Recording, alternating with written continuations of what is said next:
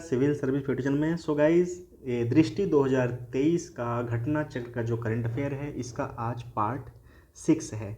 So I hope so कि आप सारे पार्ट को 1 बाय 1 देख रहे होंगे। नहीं देखे हैं तो प्लीज़ आप देख लेना, चाहे यहाँ से देखो, चाहे आपको जहाँ भी समझ में आवे, जैसे भी समझ में आवे, आप वहीं से देखो, ठीक है।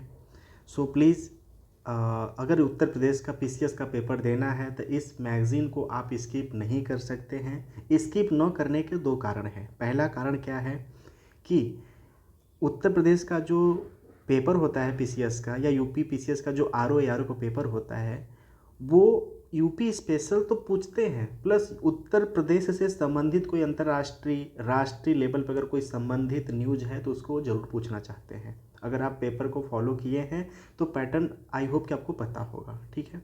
सो इसलिए ये मैगज़ीन इम्पॉर्टेंट हो जाता है। और अगर डायरेक्टली इनडायरेक्टली की बात करें तो इस मैगज़ीन से लगभग 35 से लेकर के 40 क्वेश्चंस, 25 से लेकर 35 क्वेश्चंस का अप्रॉक्सीमेट रहता है ताना बाना कि इस मैगज़ीन से संबंधित क्वेश्चंस रहते हैं करंट अफेयर के। इस मैगज़ीन को कौन कौन नहीं पढ़ सकता है? पहला वह व्यक्ति है जो कि प्रॉपर 1 साल से करंट अफेयर पढ़ा हुआ है, तो उसको भाई कोई फ़र्क नहीं पड़ता किसी मैगज़ीन को टच करने का, क्योंकि वो ऑलरेडी साल भर की न्यूज़ को जान रहा है, देख रहा है। दूसरा कौन व्यक्ति नहीं पढ़ सकता है? जो कि प्रॉपर कंपाइलेशंस, जैसे घटना चक्र हो गया, या जो भी किसी भी कोई मैगज़ीन हो जो स्टेट पीसीएस का आता रहता है, मंथली आता है, वीकली आता है, उसको अगर फॉलो करता है तो आई होप उसको हर बातें, हर अपडेट पता होता है, ठीक है। सो दो लोगों को फॉलो करना है, किनको नहीं फॉलो करना है, आई होप हमने बातें कर लिया। अब हम आते हैं अपने मुद्दे पे। देखिए, आज पार्ट 6 है किसका? दृष्टि 2023 घटना चक्र करंट अफेयर का, ठीक है। सो इसमें देखिए कुछ पॉइंट हम स्किप भी करेंगे। क्यों करेंगे? क्योंकि अगर वो हमारे लिए रिलेवेंट फील नहीं हो पा रहे हैं तो हम उसको कर देंगे। अब इसके लिए आप स्वतंत्र हैं कि किसको आप फॉलो, किस टॉपिक को करना है, नहीं करना है। अगर आपको लगता है कि नहीं हर टॉपिक को करना है तो बिल्कुल आप स्वतंत्र हैं, करिए। अदरवाइज आपको लगता है कि समय कम है, थोड़ा इंपॉर्टेंट सीरीज बनाकर चलते हैं, तो आप उसको भी कर सकते हैं। चलिए स्टार्ट करते हैं। हम आज इस सीरीज में बात क्या क्या करेंगे? सो रक्षा के बाद, रक्षा क्षेत्र के बारे में बात करेंगे, अंतरिक्ष की बात करेंगे, चिकित्सा क्षेत्र की बात करेंगे, पर्यावरणीय विज्ञान संबंधी बात करेंगे, ठीक है। और सारी जो भी घटनाक्रम है उनके बारे में बात करेंगे। चलिए, इसरो का RLV या LEX मिशन क्या है, ठीक है। So yes, just wait. So 2 April 2023 को इसरो द्वारा दोबारा उपयोग में लाए जा सकने वाले प्रक्षेपण यान का स्वतः लैंडिंग मिशन, ठीक है, RLV लेक्स सफलतापूर्वक लॉन्च किया गया। ये बात याद रखना। सो इसरो को DRDO और भारतीय वायुसेना के सहयोग से एरोनॉटिकल टेस्ट रेंज ATR और चित्रदुर्ग कर्नाटक से इस मिशन का संचालन किया गया। यह विश्व में पहली बार हुआ है जब एक पंख वाले यंत्र को हेलीकॉप्टर द्वारा 4.5 किमी की ऊंचाई तक ले जाया गया और रनवे पर स्वायत्त लैंडिंग करने के लिए छोड़ा गया, ठीक है। तो ये घटना याद रखना। घटना से कोई ताल्लुकात नहीं, बस आपको कंटेंट को मेमोरी करने के लिए चीज़ें याद करनी पड़ती हैं, ठीक है। सो जो RLV है, ठीक है, जो RLV है, ठीक है। सो भारतीय वायुसेना ने एक चिनूक हेलीकॉप्टर द्वारा 4.5 किमी ऊंचाई तक उड़ान भरी और मध्य हवा में RLV को छोड़े जाने की क्रिया पूर्ण स्वायत्त थी। सो RLV ने तब एकीकृत नेविगेशन, मार्गदर्शन और नियंत्रण प्रणाली का उपयोग करके स्वायत्त लैंडिंग का अभ्यास पूर्ण किया। तो आप समझ गए कि मेन बात क्या है। मेन बात आपका इसी लाइन में है जो कि आपको याद रखना है, बाकी आपके लिए कोई इम्पोर्टेंट इसमें कंटेंट नहीं है, ठीक है। सो जो इस 2 अप्रैल 2023 को इसरो द्वारा दोबारा उपयोग में लाए जा सकने वाले प्रक्षेपण यान का स्वतः लैंडिंग मिशन, ठीक है, reusable launch vehicle autonomous landing mission RLV LEX सफलतापूर्वक संचालित किया गया। बस इतना आपको जानना है, बाकी आपके न्यूज काम का नहीं है, ठीक है। RLV 3M3 या वन वेव इंडिया 2 मिशन क्या है? तो 26 मार्च 2023 को इसरो के LVM3 प्रक्षेपण यान की लगातार छठी उड़ान सफलतापूर्वक संपन्न हुई, ठीक है। इसे SDSC ठीक है, SHAR श्रीहरिकोटा के द्वितीय लॉन्च पैड से प्रक्षेपित किया गया। इसके तहत वन वेब ग्रुप कंपनी के 36 उपग्रहों को 450 किमी वाली वृत्ताकार कक्षा में स्थापित किया गया। ठीक है, सो जो LVM-M3 है, न्यू स्पेस इंडिया लिमिटेड द्वारा अपने उपभोक्ता मेसर्स वन वेब UK के लिए संचालित किया गया दूसरा समर्पित व्यावसायिक उपग्रह मिशन था। ठीक है, तो इस मिशन के तहत LVM-3 के कुल 5805 किग्रा वजनी पेलोड को अपने साथ लेकर गया और वन वेब एक वैश्विक संचार नेटवर्क है। ठीक है, ये पॉइंट आप याद रख लेना, अगर क्वेश्चंस में आएगा तो इस पॉइंट को आपको बताना पड़ेगा। ठीक है, नेक्स्ट हमारा टॉपिक है विश्व का प्रथम 3D प्रिंटेड रॉकेट। ठीक है, टेरान 1। सो 22 मार्च 2023 को विश्व का पहला 3D printed rocket terrain 1 Florida संयुक्त राज्य अमेरिका के कैप कैनवेलर स्पेस फोर्स स्टेशन से प्रक्षेपित किया गया, ये आप याद रखना। परंतु यह रॉकेट पृथ्वी की निम्न कक्षा में पहुंचने में विफल रहा। ठीक है, तो इस रॉकेट का विकास कैलिफोर्निया स्थित एरोस्पेस स्टार्टअप रिलेटिविटी स्पेस द्वारा किया गया और यह रॉकेट 110 फीट यानी कि 33.5 मीटर लंबा और 7.7 फीट यानी 2.2 मीटर व्यास 3D प्रिंटेड रॉकेट था। सो मीथेन से संचालित इस रॉकेट का 85% जो द्रव्यमान मिश्र धातु 3D प्रिंटेड था। सो 3D प्रिंटेड का ये न्यूज में बना हुआ है, तो इसलिए आप इसको याद रखना। सो टेरान 1 लॉन्च की जाने वाली अब तक की सबसे बड़ी 3D प्रिंटेड संरचना है। तो यहाँ से अगर क्वेश्चंस बनेगा तो ये लाइन आपको याद रखना है, बाकी आपको जानकारी के लिए ज़रूरी है, एग्जाम में उसका कोई रिश्ता नाता नहीं रहेगा। सो टेरान 1 लॉन्च की जाने वाली अब तक की सबसे बड़ी 3D प्रिंटेड संरचना है। ठीक है, जान गए। ठीक है, और ये और दूसरा पॉइंट क्या है कि यह फ्लोरिडा संयुक्त राज्य अमेरिका के cap Canaveral space force station से प्रक्षेपित किया गया था। ये लाइन आप याद रख लेना, बाकी आपको समझ में आ गया कि हमें यहाँ से क्या लेना है। चलिए नेक्स्ट टॉपिक पे चलते हैं। मेगा ट्रॉफिक्स 1 का नियंत्रित पुनर्प्रवेश सफल हुआ। सो 7 मार्च 2023 को सेवा मुक्त किए गए मेगा ट्रॉफिक्स 1 MT1 भी आ सकता है उपग्रह का पृथ्वी के वायुमंडल में नियंत्रित पुनः प्रवेश सफलतापूर्वक हुआ है।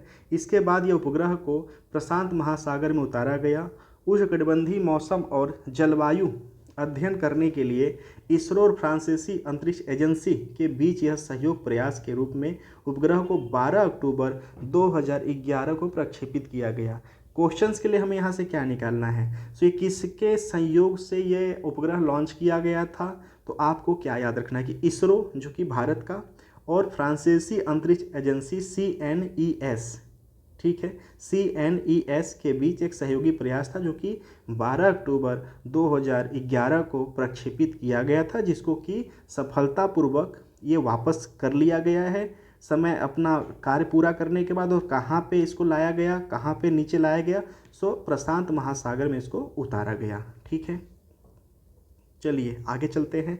बृहस्पति सौर मंडल का सर्वाधिक उपग्रह वाला ग्रह है। सो 3 फरवरी 2023 को की गई घोषणा के अनुसार वैज्ञानिकों ने बृहस्पति के 12 नए उपग्रहों की खोज की है। ये याद रखना, इसलिए जो मुद्दा है न्यूज में आया हुआ है। नासा के अनुसार वर्तमान में बृहस्पति के कुल उपग्रहों की जो संख्या है वो 95 है। ठीक है, इस प्रकार बृहस्पति सौर मंडल का सर्वाधिक उपग्रहों वाला ग्रह बन गया है। इस दृष्टि से शनि 83 उपग्रहों के बाद दूसरे नंबर पे है। तो ये बस याद रखना कि जो पहला है वह जुपिटर है और दूसरा कौन है, सैटर्न है।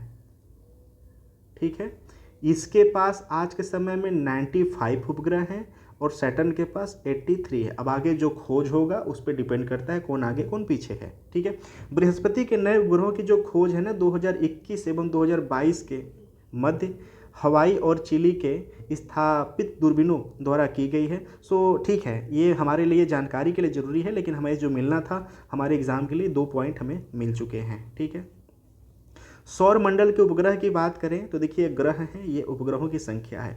बृहस्पति आज के समय में 95 है, शनि 83 है, यूरेनस 27 है, नेपच्यून का 14 है, मंगल का 2 उपग्रह है, पृथ्वी का 1 है, उसका नाम क्या है, चंद्रमा, मून। ठीक है। शुक्र का 0 है। ये भी आ सकता है कि पृथ्वी का ऐसा कौन सा क्या कहते हैं, सॉरी पृथ्वी नहीं, सौरमंडल का ऐसा कौन सा ग्रह है जिसका कि उपग्रह 0 है, तो आप बताएंगे शुक्र, वीनस। ठीक है। और कुल सौरमंडल में अगर बात करें गैलेक्सी में कितने उपग्रह हैं तो 222। बौना ग्रह प्लूटो के 5 उपग्रह हैं, ये भी आप याद रखना नोट में। ठीक है, चलिए आगे चलते हैं। नेक्स्ट हमारा जो टॉपिक है SSLV D2 या EOS-07 मिशन क्या है। 10 फरवरी 2023 को SSLV की द्वितीय विकासात्मक उड़ान, सेकेंड डेवलपमेंट फ्लाइट संपन्न हुई है। इस मिशन को SSLV D2 या EOS-7 मिशन नाम दिया गया था। ठीक है। मिशन के तहत SSLV D2 को आंध्र प्रदेश के श्री हरिकोटा स्थित सतीश धवन अंतरिक्ष केंद्र सार के प्रथम लॉन्च पैड से प्रक्षेपित किया गया। ठीक है। इस मिशन के तहत SSLV के माध्यम से 3 उपग्रहों को उनकी अवशिष्ट कक्षाओं में प्रक्षेपित किया गया। ठीक है। और ये 3 उपग्रह कौन कौन से हैं, EOS-07, तानुस 1, ठीक है, सॉरी जानूस 1, और तीसरा है आज़ादी सैट 2, ये नाम याद रखना। ठीक है। जो EOS-07 है, इसरो द्वारा डिजाइन और विकसित एक भू प्रक्षेपण उपग्रह है। ये आ सकता है तो ये बताना कि जो EOS है 07 वो भू प्रक्षेपण उपग्रह है, अर्थ ऑब्जर्विंग सैटेलाइट है। ठीक है। यह उपग्रह का वजन 165 किग्रा है, ये बस जानकारी के लिए रखना। जो जानूस 1 है एक प्रौद्योगिक प्रदर्शक, टेक्नोलॉजिक डेमोस्ट्रेट, ठीक है, स्मार्ट उपग्रह मिशन है। यह अमेरिकी कंपनी एंटारिस का उपग्रह है, ये भी याद रखना कि ये एंटारिस, ये आपका अमेरिकी कंपनी एंटारिस का उपग्रह है। जानूस 1 10.2 किग्रा वजनी उपग्रह है, ये हमारी जानकारी के लिए ज़रूरी है, एग्जाम में यहाँ से क्वेश्चंस नहीं आने वाले। ठीक है। आज़ादी सैट 2 क्या है, चेन्नई स्थित भारतीय aerospace startup Space Kidz India द्वारा निर्मित उपग्रह है। इस उपग्रह का जो वजन है 8.8 किग्रा है। विश्व में यह प्रथम अवसर था जब ग्रामीण पृष्ठभूमि से संबद्ध 750 छात्रों के साथ मिलकर किसी उपग्रह के निर्माण में योगदान दिया गया। ये बात याद रखना, इसलिए आज़ादी सैट 2 इम्पॉर्टेंट हो जाता है। ठीक है। आज़ादी सैट 2 इम्पॉर्टेंट हो जाता है क्योंकि इसमें जो भी साइंटिस्ट थे उन साइंटिस्टों के साथ साथ 750 छात्राओं के साथ मिलकर किसी उपग्रह के निर्माण में योगदान दिया गया था, इसलिए ये इम्पॉर्टेंट हो जाता है। ठीक है। चलिए आगे चलते हैं। अमीरात चंद्र मिशन क्या है।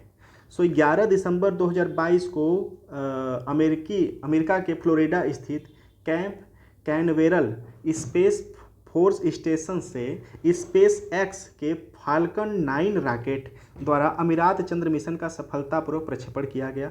चंद्रमा की सतह पर लैंड करने के लिए लक्षित यह पहला अरब मिशन है, इसलिए इम्पॉर्टेंट हमारे एग्ज़ाम के लिए हो जाता है। अगर ये पूछता है कि किस व्हीकल से भेजा गया है तो स्पेस एक्स के सहयोग से इसको लॉन्च किया गया है, ये बात याद रखना। और इम्पॉर्टेंट इसके लिए क्या हो जाता है हमारे लिए कि यह अरब का पहला मिशन है, वो भी चंद्रमा पर सफलतापूर्वक लैंडिंग के लिए। इस मिशन के तहत राशिद रोवर को अप्रैल 2023 में चंद्रमा के उत्तर पूर्व स्थित एटलस क्रेटर पर उतारा गया है। ये भी आ सकता है एग्ज़ाम में कि कहाँ पर, तो एटलस क्रेटर आप नाम याद रखोगे कि एटलस क्रेटर पे उतारा गया है। ठीक है। चलिए आगे चलते हैं। नेक्स्ट हमारा जो टॉपिक है मिशन डियर मून। दिसंबर 2022 में युसाकू माइजावा ने पहले नागरिक चंद्र पर्यटक मिशन के रूप में विश्व भर में 10 मशहूर हस्तियों के चयन की घोषणा की है। चयनित यात्रियों में से एक भारतीय देव जोशी भी शामिल हैं। ठीक है, तो ये बात भी आपको याद रखना है। तो बस यहाँ से अगर ये बात पूछे देव जोशी का नाम आप याद रखना, और टॉपिक ये मिशन डियर मून। अब मिशन डियर मून से किसका नाम भारतीय व्यक्ति का जुड़ा है, तो देव जोशी का जुड़ा है, ये आप याद रखना।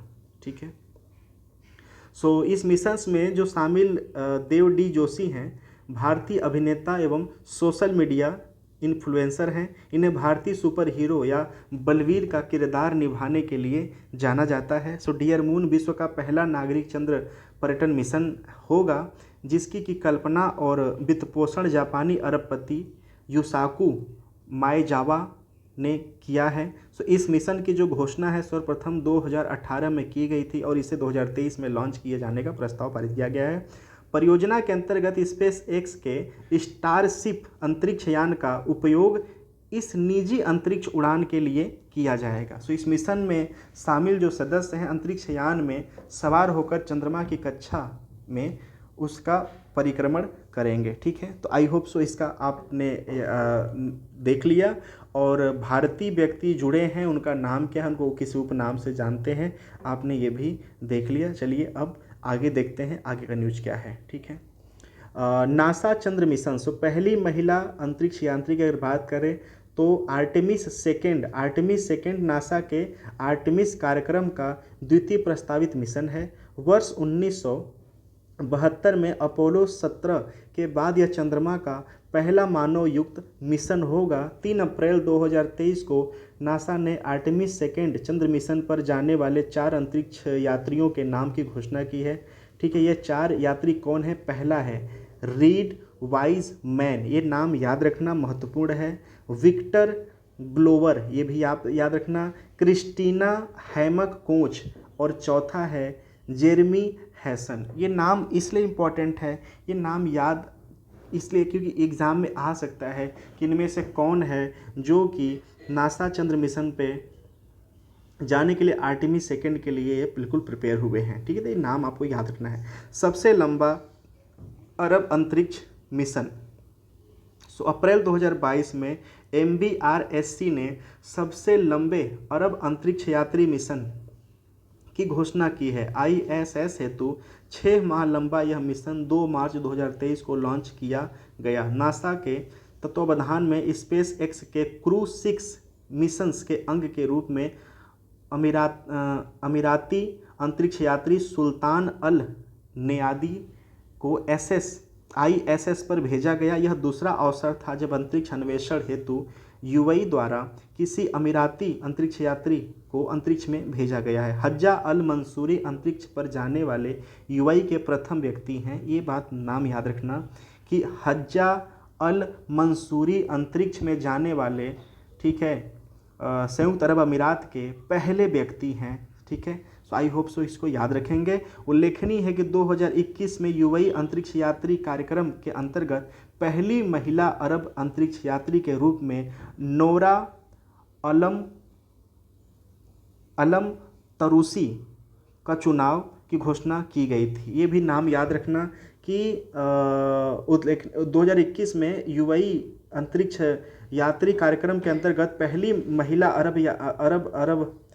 अरब अंतरिक्ष यात्री के रूप में जिनका घोषणा किया गया था नोरा अलम तरूसी, ये नाम याद रखना, और नोरा अलम तरूसी। ठीक है, नेक्स्ट टॉपिक है हमारा PSLV C54 EOS 06 मिशन। क्या है? 26 नवंबर 2022 को भारत के ध्रुवीय उपग्रह प्रक्षेपण यान PSLV की 56वीं उड़ान C54 सफलतापूर्वक संपन्न हुई।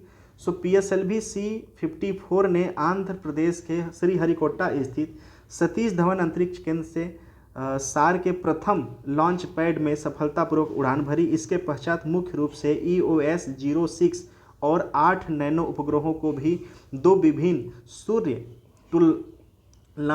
तुलनातकालीय ध्रुवीय कक्षाओं में स्थापित किया गया। ठीक है, और यह जो मिशन है भारतीय अंतरिक्ष अनुसंधान संगठन ISRO द्वारा संचालित सबसे लंबी अवधि मिशनों में से एक था, इसलिए इसको इम्पोर्टेंट बना दिया गया। आई होप सो ये याद रखना। PSLV C-54, ठीक है। चलिए आगे चलते हैं। नेक्स्ट हमारा जो टॉपिक है वो है विक्रम एस, भारत का पहला निजी प्रक्षेपण यान, ठीक है। ये इम्पॉर्टेंट है, याद रखना, क्यों? क्योंकि ये निजी प्रक्षेपण यान है। 18 नवंबर 2022 को विक्रम एस रॉकेट को प्रक्षेपण सफलतापूर्वक संपन्न हुआ।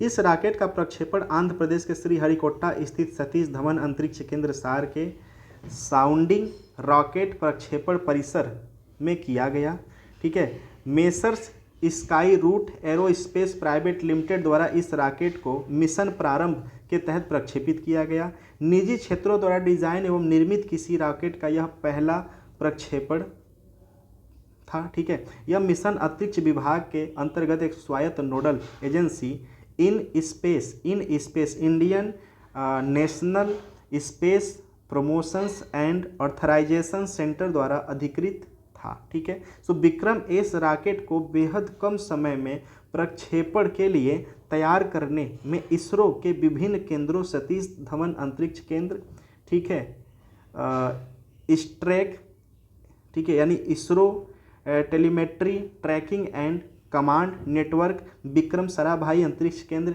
VSSC और स्काई रूट टीम तथा इन स्पेस की सब महत्वपूर्ण भूमिका रही है। तो हमारे लिए ये इम्पॉर्टेंट नहीं है, इसका जो कार्य है, जो क्रियाकलाप है हमारे लिए देखिए वो इम्पॉर्टेंट है। तो ये आपको याद रखना, ये तो आपको जानकारी के लिए है, ठीक है। सो विक्रम एस अपने साथ अंतरिक्ष में कुल 3 पेलोड को लेकर गया है, जिसमें कि एक विदेशी ग्राहक का पेलोड भी शामिल है। विक्रम एस अपने साथ जिन 3 ग्राहकों के पेलोड ले गया है उनका विवरण कुछ ऐसे है। क्या?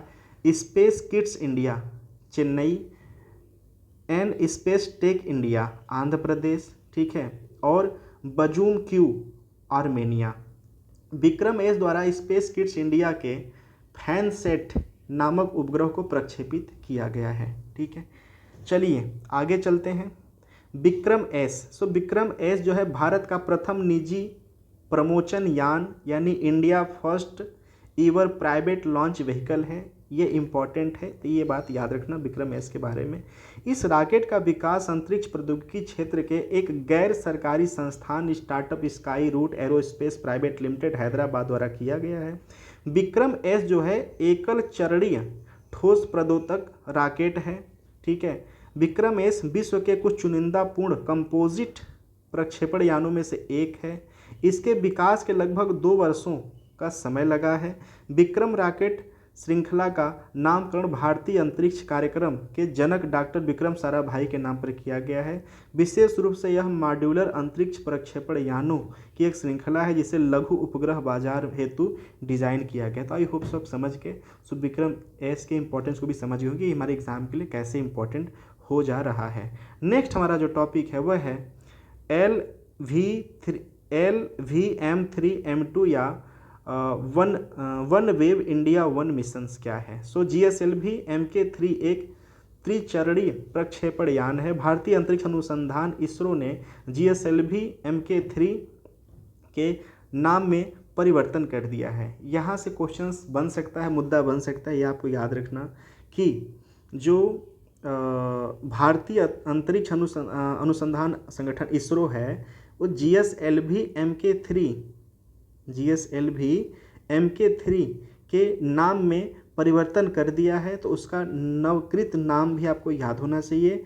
अब GSLV MK3 को LVM-3 भी जाना जाएगा, तो ये भी आपको याद रखना है कि जो GSLV MK3 है को LVM-3, ठीक है, LVM-3 या लॉन्च व्हीकल MK3 के भी नाम जाना जाएगा। बस इतना जान लो कि GSLV, ठीक है, MK3 को अब क्या जाना जाएगा, LVM-3, बस इतना जानो आप, ठीक है।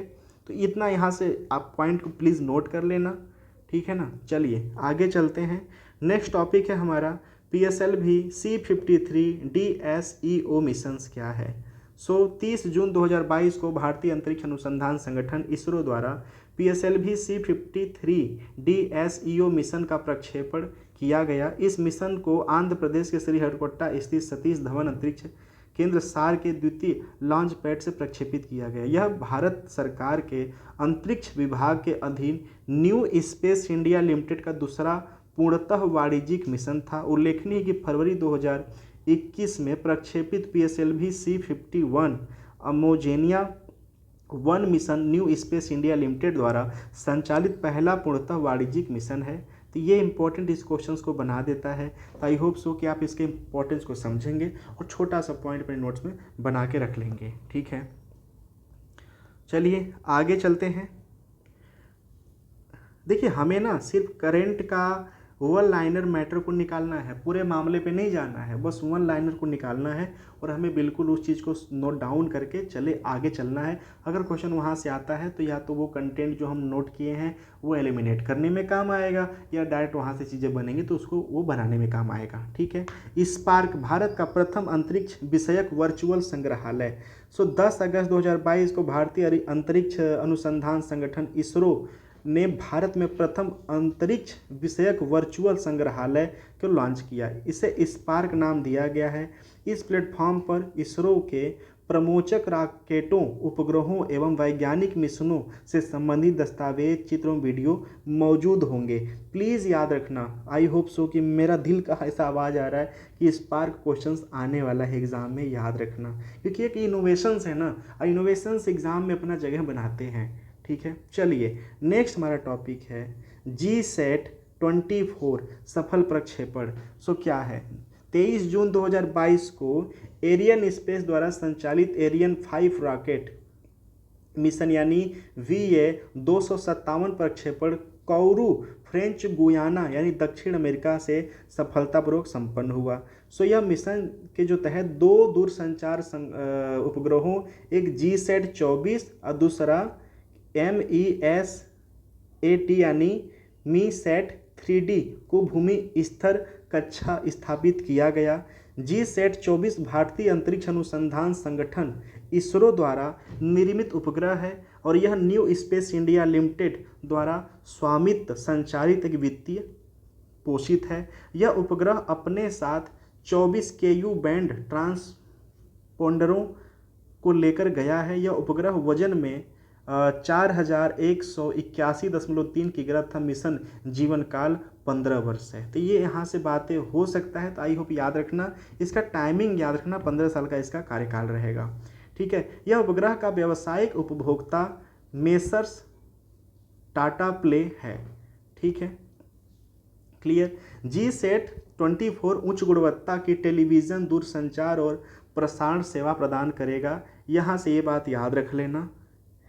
ठीक है, अगर GSAT से पूछेगा तो ये क्वेश्चन पूछ सकता है कि उच्च गुणवत्ता के टेलीविज़न, दूरसंचार और प्रसारण सेवाएं प्रदान करेगा, यानी कि मीडिया से जुड़ा हुआ, सोशल मीडिया से जुड़ा हुआ, एंटरटेन से जुड़ा हुआ, ऐसे इंफॉर्मेशन अवेयरनेस से जुड़ा हुआ सैटेलाइट ये GSAT-24 रहेगा। ठीक है, चलिए आगे चलते हैं। हाँ, ये जस्ट सॉरी वेट, ये जो MeSat-3D है ना, ये मलेशिया के उपग्रह संचालक MeSat का उपग्रह है। यह एरियन स्पेस द्वारा प्रक्षेपित मलेशिया का चौथा उपग्रह है। यह एयर बेस डिफेंस एवं स्पेस द्वारा निर्मित एक बहु मिशन दूरसंचार उपग्रह है। तो ये भी याद रखना। ठीक है, SSLV का प्रथम उड़ान। ठीक है, 7 अगस्त 2022 को SSLV की प्रथम विकासात्मक उड़ान SSLV D1 EOS-02 मिशन संपन्न हुआ। मिशन के तहत SSLV को आंध्र प्रदेश के श्रीहरिकोटा स्थित सतीश धवन अंतरिक्ष केंद्र सार के प्रथम लॉन्च पैड से प्रक्षेपित किया गया। ठीक है, मिशन के तहत SSLV के माध्यम से 2 उपग्रहों को अंतरिक्ष में प्रक्षेपित किया गया। ये 2 उपग्रह कौन से हैं? EOS-02 और आज़ादी सैट। हमने आज़ादी सैट देख लिया है कि क्या है। ये स्पेशल इसलिए हो जाता है क्योंकि इसमें वैज्ञानिकों के साथ साथ 700 समथिंग जो छात्र थे ना ग्रामीण अंचल के, उनको यहाँ पर शामिल करके उनके भी मेंटल कैपेबिलिटी का इस्तेमाल करके विकास का इस्तेमाल करके इसको तैयार किया गया। तो आई होप सो कि आप समझ गए कि आज़ादी सेट क्या है और इसकी इम्पोर्टेंस क्या है। अभी हमने उपरोक्त में इसको देखा है, इसको प्लीज़ आप ना 3 स्टार में आप इसको रख लेना अपने पास, ये क्वेश्चंस को, आज़ादी सेट को। ठीक है, चलिए नेक्स्ट हमारा जो टॉपिक होगा, ठीक है, थोड़ा यहाँ पे देख लेते हैं SSLV के बारे में। SSLV इसरो का एक नया प्रक्षेपण यान है। उभरते हुए वैश्विक लघु उपग्रह प्रमोशन सेवा बाजार की आवश्यकताओं को ध्यान में रखते हुए इसरो ने SSLV का विकास किया है। SSLV का पूर्ण रूप है लघु उपग्रह प्रमोशन वाहन, स्मॉल सैटेलाइट लॉन्चिंग व्हीकल।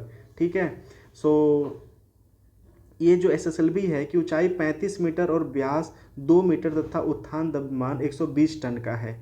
ठीक है, और 10 से 500 किग्रा भार तक के छोटे, सूक्ष्म और नैनो उपग्रहों को 500 किमी की ग्रही कक्षा में प्रमोचित करने में सक्षम है। जो LV है एक त्रिचरणीय रॉकेट होता है जिसके सभी चरण ठोस प्रणोदक युक्त होते हैं। ठीक है, ये आप अब ये देखना, ये जो चरण दिखाता है कि ठोस, गैस, ये देखिए जैसे मान के लिए कि ये ठोस है ना। अब इसमें क्या होता है कि जब ठोस वाला जल रहा होता है ईंधन ना, इसके लॉन्चिंग में जो लगा होता है व्हीकल में, इस पे जो रिमोट सेंस है वो काम नहीं करता है। ठीक है, काम का जब लिक्विड वाला जहाँ पे आता है वहाँ पर ही काम करता है। यानी एक बार इसका निशाना लगाकर इसको लॉन्च कर दिया गया तो वो वहीं पर जाके रुकेगा जहाँ पे इसका डेस्टिनेशंस है। ठीक है, इसको बीच में इसको हम क्या कहते हैं, मतलब रोटेट नहीं कर सकते, रेगुलेट नहीं कर सकते, यानी इसको रिमोट से हम इसको ऑर्गेनाइज नहीं कर सकते हैं, क्योंकि एक बार चल गया तो चल गया बस। जो लिक्विड वाला होता है कि किसी माध्यम में लिक्विड होता है, किसी आधा, जैसे 3 बेस हो गया, 3 चरण हो गया, किसी एक चरण में जब लिक्विड होता है तो लिक्विड वाले से क्या करते हैं, हम इसको ना स्पीड में डेस्टिनेशन में परिवर्तन कर सकते हैं। कभी कुछ मिस होता है तो उसको हम डेस्टिनेशंस को करेक्ट कर सकते हैं, उसके ईंधन को अनलॉक करके लॉक करके। तो ये सब थोड़ा सा होता है। चलिए कभी उस टॉपिक पे आए तो उस पर बात करेंगे। फिलहाल हमें मेन इसको करंट को करना है तो हमें उस पर ही बात करते हैं बस। ठीक है, तो हमने देख लिया SSLV का जो मांग आधारित जो प्रमोशन है ना, वो सुविधाएं उपलब्ध करने के लिए विकसित किया गया। तो आई होप समझ गए कि ये क्या है। तो यह एक स्मॉल सैटेलाइट लॉन्च व्हीकल है SSLV। ये इसरो का एक नया प्रक्षेपण यान है, इसको इतना जानिए। चलिए आगे चलते हैं। अद्यतन तकनीक एवं प्रौद्योगिकी में एशिया का सबसे बड़ा 4 metre international liquid mirror telescope. ठीक है, अगर आप हमारा वीडियो फॉलो करते हैं, हमारे चैनल को फॉलो करते हैं, तो ये मैं करंट अफेयर में भी करा चुका हूँ, 365 में कराया हूँ, वहाँ पे भी मैंने इसको पूरा कंप्लीट तरीके से कराया है। देखिए यहाँ पे भी क्वेश्चंस आ गया, वही है ना कि आप चाहे किसी भी मैगजीन को पढ़ो, अगर कंटिन्यू पढ़ाई करते हो ना, तो वो चीज़ें आपको टच हो ही जानी है, चाहे 10 दिन आगे चाहे 10 दिन पीछे आप उसको पढ़ ही लोगे। ठीक है, तो कहते हैं ना कि ज़्यादा रिसोर्स नहीं, बस एक रिसोर्स को पढ़ो, बार बार पढ़ो, चीज़ें वहीं से बन जाती हैं। तो ये जो एशिया का सबसे बड़ा 4 मीटर का इंटरनेशनल लिक्विड मिरर टेलीस्कोप है ना, ये हमने कर लिया है, लेकिन हम आज यहाँ भी करेंगे क्योंकि हो सकता है आप इसको ना किए हों। चलिए स्टार्ट करते हैं।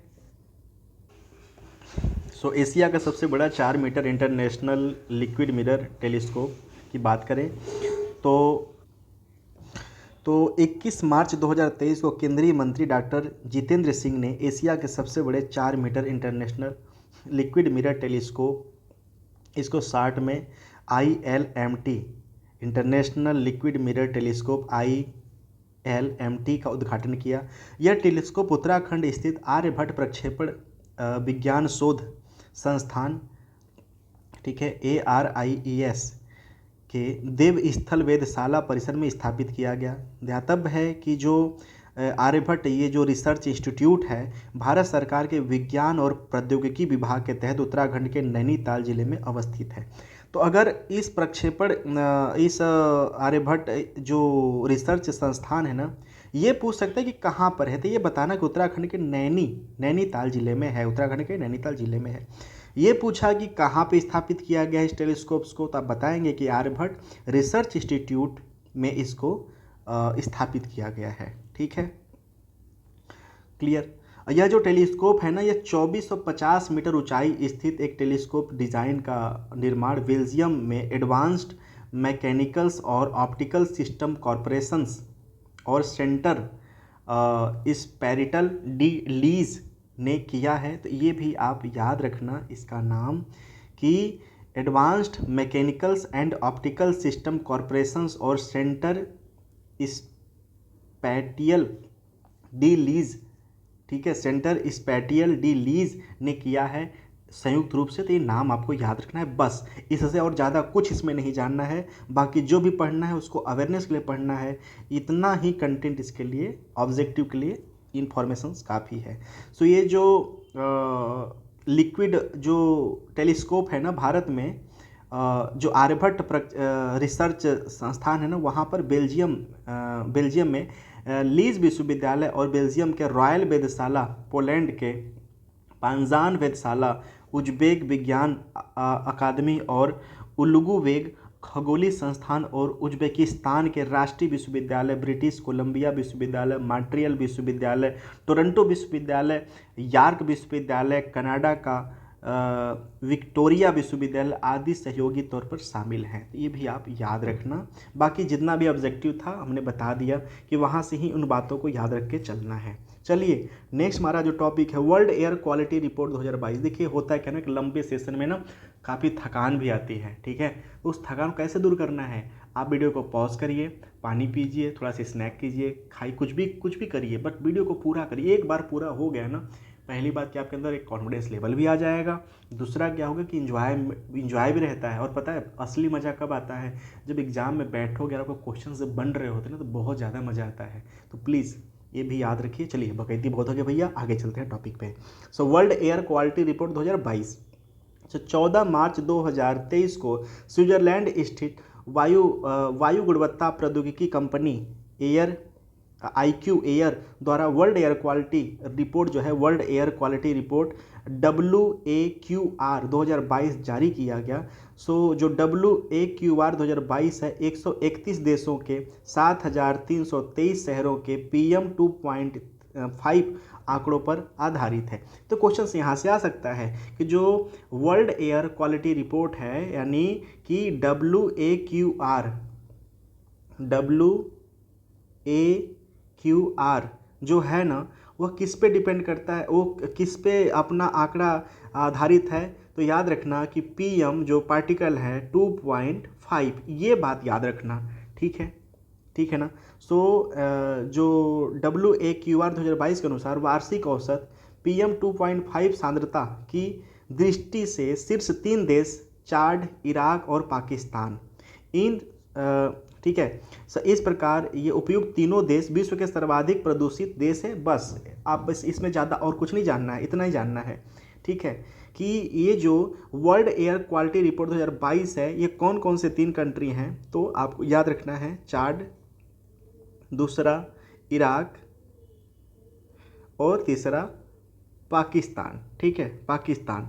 ये जो हैं 3 जो है विश्व के सर्वाधिक प्रदूषित देश हैं एयर के मामले में, जबकि गुआन इस सूची में 131वें स्थान पर है। इस दृष्टि से भारत 2.5 सांद्रता में, ठीक है, 53.3, ठीक है, के हिसाब से 8वें स्थान पे है। तो भारत की भी स्थिति भी याद रखना कि इंडिया जो है वो 8वें नंबर पे है। शुरुआत के 3 आपने देख लिया, चाड है, इराक है और पाकिस्तान है। इंडिया जो है एयर क्वालिटी 2.5 की सांद्रता के मामले में 8वें नंबर पर है, ये ठीक याद रखना, ठीक है। चलिए WAQR 2022 में जो चाड की राजधानी है जामिना को विश्व का सबसे प्रदूषित राजधानी माना गया है। क्वेश्चन यहाँ से भी आ सकता है कि विश्व की सबसे प्रदूषित राजधानी अकॉर्डिंग टू WAQR 2022, तो आप बताएंगे कि जो चाड की राजधानी है अनजामेना, ये बात याद रखना, अनजामेना नाम आपको याद रखना है, ठीक है। चलिए विश्व की सबसे प्रदूषित दूसरी राजधानी अगर है तो कोई है नई दिल्ली याद रखना, ठीक है, नई दिल्ली। पहला कौन सा है, चाड की राजधानी अनजानेमा, दूसरा कौन है, नई दिल्ली। ये मस्ट इम्पॉर्टेंट है किस रिपोर्ट के अकॉर्डिंग, तो WAQR 2022 के PM2.5 के जो पार्टिकल होते हैं उसके आधार पे बात की जा रही है। चलिए आगे चलते हैं। क्लियर। भारत के 4 शहर WHO वायु गुणवत्ता दिशा निर्देश के तहत, ठीक है, निर्दिष्ट PM2.5 की वार्षिक औसत सांद्रता, ठीक है, से क्या कहते हैं स्तर को हासिल किया, जो कि निम्नलिखित है। क्या है? तारकेश्वर, डिगबोई, अदालू, कटुपल्ली। देखिए सारी बातें हमने जानकारी का देख लिया। तो हमने 2.5 के हिसाब से कंट्री की बातें कर ली कि शुरुआत के 3 कंट्री कौन है। भारत का स्थान वहाँ पे 8वां है प्रदूषण में। और विश्व के जो राजधानी प्रदूषित हैं वो कौन सी हैं। भारत की जो राजधानी दिल्ली है उसका स्थान विश्व में कौन सा है? दूसरा नंबर है। हमारे एग्जाम के लिए ये परिपूर्ण कंटेंट हो गया। चलिए आगे चलते हैं नेक्स्ट टॉपिक पे। बंगलुरु मेथेनॉल मिश्रित ईंधन से चलने वाली बसों का अनावरण। ये भी क्वेश्चन हम बहुत अच्छे से करा चुके हैं, लेकिन हम आज भी करेंगे क्योंकि हमारे सामने आज आया है। 12 मार्च 2023 को केंद्रीय मंत्री नितिन गडकरी ने बेंगलुरु में MD-15 यानी 15% मेथनॉल मिश्रित डीजल ईंधन बसों का अनावरण किया है। MD जो 15 है, ऐसी बसें हैं जो मेथनॉल 15% और डीजल मिश्रित ईंधन द्वारा संचालित होंगी। तो आई होप सो इसको याद रखना। और इस अवसर पर 100% मेथनॉल यानी M100 द्वारा संचालित होने वाले ट्रक भी लॉन्च किया गया। तो हमारे लिए ये भी इम्पोर्टेंट हो जाता है, ठीक है, पूरे न्यूज में। क्लियर ना। अब चलिए चलते हैं, आगे चलते हैं। देश का पहला वातानुकूलित कंडेंसर्स अगर बात करें तो 1 मार्च 2022 को झारखंड स्थित उत्तरी कर्णपुरा सुपर क्रिटिकल संयंत्र में देश के पहले वातानुकूलित कंडेंसर्स का शुभारंभ किया गया। इसका शुभारंभ NTPC द्वारा किया गया। ये इंपॉर्टेंट है, ये याद रखना कि NTPC द्वारा किया गया है। परिणाम स्वरूप NTPC ने उत्तरी कर्णपुरा संयंत्र की 660 मेगावाट की 3 इकाइयों में से पहली इकाई का वाणिज्यिक परिचालन किया है। ठीक है, चलिए आगे चलते हैं। गौरतलब है कि उत्तरी कर्णपुरा जो संयंत्र है वो 660 MW मेगावाट की 3 इकाइयों की स्थापना की जाएगी और इनकी कुल क्षमता 1980 होगी। ठीक है, चलिए नेक्स्ट हमारा जो टॉपिक है वह है बैंडीकूट, विश्व का पहला मैला ढोने वाला robot. This is the most important, ठीक है, मोस्ट इम्पॉर्टेंट, याद रखना इसको आप।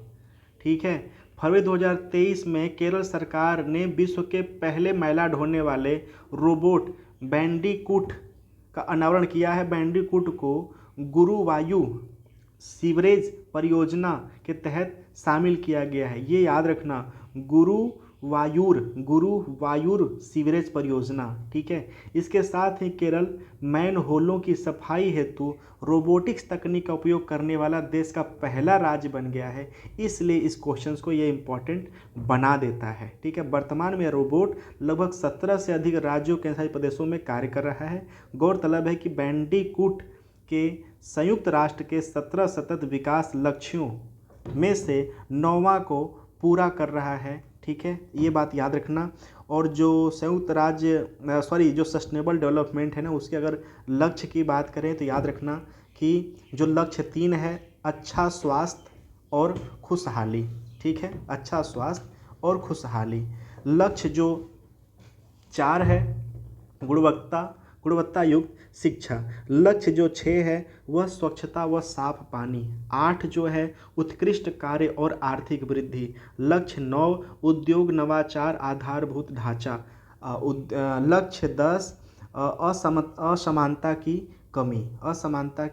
कमी। लक्ष्य 11 संवहनी शहर एवं समुदाय। लक्ष्य 12 संवहनी उपभोग और उत्पादन। लक्ष्य 16 शांति न्याय और सशक्त संस्थाएं। ठीक है, चलिए नेक्स्ट हमारा जो टॉपिक है वह है विश्व की प्रथम सैंड बैटरी। हम ये भी कर चुके हैं लेकिन आज हमारे सामने है तो हम इसको आज भी करेंगे।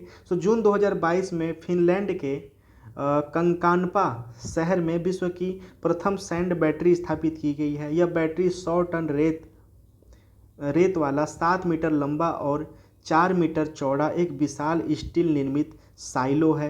यह एक बार में महीनों तक हरित ऊर्जा का संरक्षित कर सकता है। सो स्थापित बैटरी 8 मेगावाट घंटा तक ऊर्जा संग्रहित कर सकता है, जो लगभग 100 घरों को ऊष्मा प्रदान करने हेतु पर्याप्त है।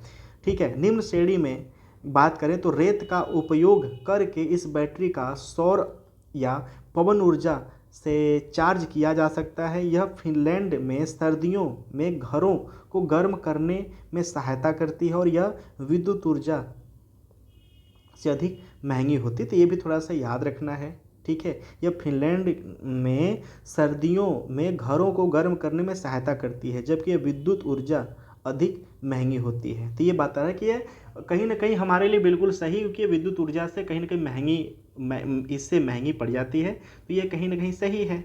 ठीक है, तो ये याद रखना, जगह याद रखना, क्योंकि जगह ही आएगा फिनलैंड के कंकानपा शहर याद रखना। 108वीं भारतीय विज्ञान कांग्रेस, ये भी कर चुके हैं बट आज भी करेंगे क्योंकि मेरे सामने आया हुआ है, स्किप नहीं कर सकते क्योंकि इंपॉर्टेंट न्यूज़ है। 108वीं भारतीय विज्ञान कांग्रेस का जो आयोजन है 3 से 7 जनवरी 2023 के मध्य राष्ट्र संत तुकडोजी महाराज नागपुर विश्वविद्यालय नागपुर महाराष्ट्र में किया गया। सो 108वां भारतीय विज्ञान कांग्रेस का केंद्रीय विषय था महिला सशक्तिकरण सहित सतत विकास के लिए विकास और प्रौद्योगिकी। ये बात याद रखना, science and technology for sustainable development with women empowerment, ये याद रखना। इस वर्ष भारतीय विज्ञान कांग्रेस की जो अध्यक्षता है डॉक्टर विजय लक्ष्मी सक्सेना ने की, ये इंपॉर्टेंट है, इतना याद रखना। ठीक है, इजरायली क्रिस्टल वैज्ञानिक अदा योनाथ एक मात्र ऐसे नोबेल पुरस्कार विजेता वैज्ञानिक थे जिन्होंने 108वीं भारतीय विज्ञान कांग्रेस में प्रतिभाग किया था, तो ये नाम भी याद रखना है आप। ठीक है, अदा योनाथ। ठीक है, इंपॉर्टेंट क्यों हो जाते हैं, क्योंकि इजरायली क्रिस्टल वैज्ञानिक अदा योनाथ एक नोबेल पुरस्कार विजेता हैं। ठीक है, चलिए आगे चलते हैं। नेक्स्ट हमारा जो क्वेश्चंस है, भारत की पहली हरित हाइड्रोजन मिश्रण परियोजना, ये भी करा चुके हैं, इंपॉर्टेंट न्यूज़ है। अगर आप बिल्कुल किसी भी ऐसे रिसोर्स को फॉलो नहीं करते हैं कि अप टू डेट वहाँ से करंट मिल सके तो कोई नहीं, यहाँ पे भी हम आपसे बात करेंगे और बिल्कुल चीज़ों को करवाएंगे। ऐसा नहीं कि किसी को यहाँ पर छोड़ा जाएगा, सबको साथ में लेकर चला जाएगा। चलो बकैती बहुत हो गई, आते हैं टॉपिक पे। 3 जनवरी 2023 को भारत द्वारा पहली हरित हाइड्रोजन मिश्रण परियोजना शुरुआत किया गया। इस परियोजना की जो शुरुआत है गुजरात के सूरत में किया गया। This is the most important point, इसको याद कर लेना। यह परियोजना एनटीपीसी तथा गुजरात गैस लिमिटेड के संयुक्त प्रयास से किया गया। इस परियोजना में पीएनजी, ठीक है, पीएनजी नेटवर्क में हरित हाइड्रोजन का मिश्रण किया गया। सो पेट्रोलियम और प्राकृतिक गैस विनियामक बोर्ड PNGRB ने प्रारंभिक तौर पर पीएनजी के साथ हरित हाइड्रोजन के 5% वैल्यूम मिश्रण के साथ मंजूरी प्रदान की। सो मिश्रण स्तर को चरण दर चरण 20% तक बढ़ाया जाएगा। गौरतलब है कि प्राकृतिक गैस के साथ मिलाए जाने पर हरित हाइड्रोजन शुद्ध हीटिंग सामग्री का सामना रखते हुए कार्बन डाइऑक्साइड उत्सर्जन को कम करेगा। तो कहीं ना कहीं आप मान सकते हैं कि ये ग्रीन डेस्टिनेशंस की तरफ ये इन्वेस्टमेंट्स जा रहा है, जहाँ पर ग्रीन हाउस गैस या कार्बन जैसे गैसों का अगर एमिशंस को रोका जा रहा है या कम से कम किया जा रहा है, तो हमारा कहीं ना कहीं जो पेरिस समझौता है उसको प्रमोट हम कर रहे हैं। ठीक है, इन्वायरमेंट को बचा रहे हैं। तो आई होप सो कि आप वहाँ से भी लिंक कर सकते हैं। ठीक है, क्लियर। सो इस उपलब्धि के बाद भारत, ब्रिटेन, जर्मनी और ऑस्ट्रेलिया जैसे देशों की जो श्रेणी है ना, उसमें हमारा भारत आ चुका है। आप यहाँ से लिंक कर सकते हैं। इसलिए हमारा ये जो क्वेश्चंस है ये इंपॉर्टेंट हो जाता है कि ये जो इनोवेशंस है ना, भारत, ब्रिटेन, जर्मनी, ऑस्ट्रेलिया जैसे देशों के श्रेणी में आ चुका है। तो याद रखना ये बात कि प्राकृतिक गैस के साथ मिलाए जाने पर हरित हाइड्रोजन शुद्ध हीटिंग सामग्री को समान रखते हुए CO2 उत्सर्जन को कम करता है। ठीक है, चलिए ये सब दूर दूर की बातें हैं, इस पर हम नहीं चलते हैं, मेन रहते हैं मेन मुद्दे पे और आगे चलते हैं। अगला जो हमारा टॉपिक है वह है जम्मू कश्मीर में पहली बार लिथियम की खोज। यह पहले ही हम करा चुके हैं, बहुत इंपॉर्टेंट न्यूज़ है, लेकिन फिर वही बात कहेंगे कि अगर नहीं फॉलो करते हैं तो प्लीज़ आप किसी को ऐसे रिसोर्स को फॉलो करो जहाँ पे चीज़ें सारी की सारी कवर होती हैं, डेली टू डेली होती हैं, तो काफ़ी आपको आसानी हो जाती हैं आने वाले समय में उसको पढ़ने में। 9 फरवरी 2023 को भारतीय भूवैज्ञानिक सर्वेक्षण ने जम्मू एवं कश्मीर में पहली बार लिथियम की खोज से संबंधित रिपोर्ट प्रस्तुत की है। लिथियम की यह खोज जम्मू और कश्मीर के रियासी जिले के अलाल हौमाना क्षेत्र में की गई है। ठीक है, सो इस रिपोर्ट के अनुसार जम्मू कश्मीर में इस क्षेत्र में कुल 5.9 मिलियन टन लिथियम के अनुमानित संसाधन का पता लगाया गया है। ये एक बहुत बड़ा मात्रा होता है। और जम्मू व कश्मीर में जिस 5.9 मिलियन टन लिथियम संसाधन का घोषणा किया गया है वह भी अनुमानित है। यह जांच के प्रारंभिक चरण, ठीक है, में आता है, तो भी एक अनुमान लगाया गया है, अभी कैलकुलेट पूरा रिपोर्ट नहीं पब्लिश की गई है। लिथियम का सबसे महत्वपूर्ण उपयोग mobile phone, laptop, digital camera, electronic वाहनों जैसे रिचार्जेबल बैटरी के निर्माण में होता है। हृदय के पेसमेकर, खिलौने और घड़ियों आदि हेतु गैर रिचार्जेबल बैटरियों के निर्माण में भी लिथियम का उपयोग किया जाता है। महत्वपूर्ण लिथियम युक्त खनिज की अगर बात करें तो स्पोडुमीन, ठीक है, पेटालाइट, लेपिडोलाइट, एम्बलाइगोनाइट, ठीक है। सो यूएस जियोलॉजिकल सर्वे की नवीनतम रिपोर्ट के अनुसार विश्व का सबसे बड़ा ज्ञात लिथियम भंडार जो है वह चिली है। ठीक है, 9.3 मिलियन मीट्रिक टन के साथ चिली है। अगर ये भारत का जो आंकड़ा लगाया गया है, अगर ये आंकड़ा सक्सेसफुल हो जाता है अपने मिशंस में, तो आई होप सो भारत की भी अपनी लेवल, अपनी प्रसिद्धि, और हम जो इम्पोर्ट करते हैं ना ज़्यादा मात्रा पे, उस पर हमारी निर्भरता कम हो जाएगी। ठीक है, लिथियम त्रिकोण क्या है? सो विश्व आर्थिक मंच, ठीक है, जो वर्ल्ड इकोनॉमिक फोरम है के अनुसार विश्व में लगभग 60% जो अभिज्ञात लिथियम लैटिन अमेरिका में पाया जाता है। ये बात आपको याद रखना है। 3 लैटिन जो अमेरिका देश है यथा बोलिविया, अर्जेंटीना और चिली, ठीक है, लिथियम त्रिकोण का निर्माण करते हैं। आई होप सो कि आप इसको समझ गए। चलिए आगे चलते हैं। अगर यहाँ पे बात करें कि सर्वाधिक लिथियम उत्पादक देश 2021 के हिसाब से, तो जो ऑस्ट्रेलिया है वह उत्पादन 2021 की अगर बात करें तो 55,416 टन किया, यानी परसेंटेज की बात करें तो पूरे लिथियम उत्पादन का 52.3 2021 के हिसाब से। चिली जो है वो 26,000 टन की है, परसेंटेज के हिसाब से 24.5 के हिसाब है। जो चीन है वो 14,000 टन, परसेंटेज 13.2। अर्जेंटीना 5,967 यानी 5.6। ब्राज़ील 1500 यानी 1.4। जिम्बाब्वे 1200 यानी 1.1। आई होप सो आप इसको याद रखना, ये डाटा एग्ज़ाम में काम आएगा। अगर मल्टीपल चॉइस का क्वेश्चन आ गया तो ये बहुत बहुमूल्य आपका रोल अदा करेगा एलिमिनेट करने में ऑप्शन को। ठीक है, चलिए आगे चलते हैं। भारत का पहला लिथियम सेल निर्माण संयंत्र। सो भारत की जो पहला लिथियम सेल निर्माण सुविधा है ना, आंध्र प्रदेश के तिरुपति में स्थापित किया गया है। ये जगह याद रखना, मैं रिपीट कर रहा हूँ।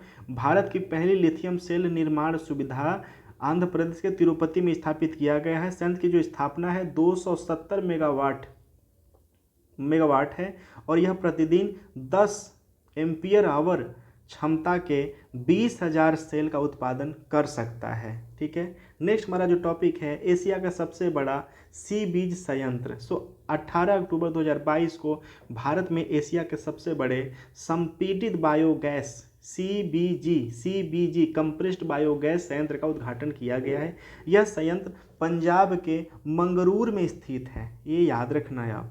ठीक है, इस संयंत्र को जर्मनी स्थित जैव ऊर्जा क्षेत्र की कंपनी वर्बियो एजी द्वारा लगभग 220 करोड़ रुपए तक के FDI निवेश के साथ स्थापित किया गया है। संयंत्र का जो वर्तमान उत्पादन लगभग 6 TPD टन प्रतिदिन, ठीक है, सीबीज है। गौरतलब है कि शीघ्र ही यह संयंत्र 10,000 क्यूबिक मीटर के 8 डायजेक्टरों का उपयोग कर 33 TPD यानी कि टन प्रतिदिन CBG का उत्पादन करने के लिए अधिकतम क्षमता के साथ 300 टन प्रतिदिन धान की बुवाई का प्रसंस्करण करेगा। ठीक है, सो यह संयंत्र द्वारा प्रतिदिन 600 से 650 टन किण्वित जैविक खाद का उत्पादन होगा। इसका उपयोग जैविक खेती के लिए भी किया जा सकता है। यह संयंत्र किसानों हेतु अतिरिक्त आय के सृजन के साथ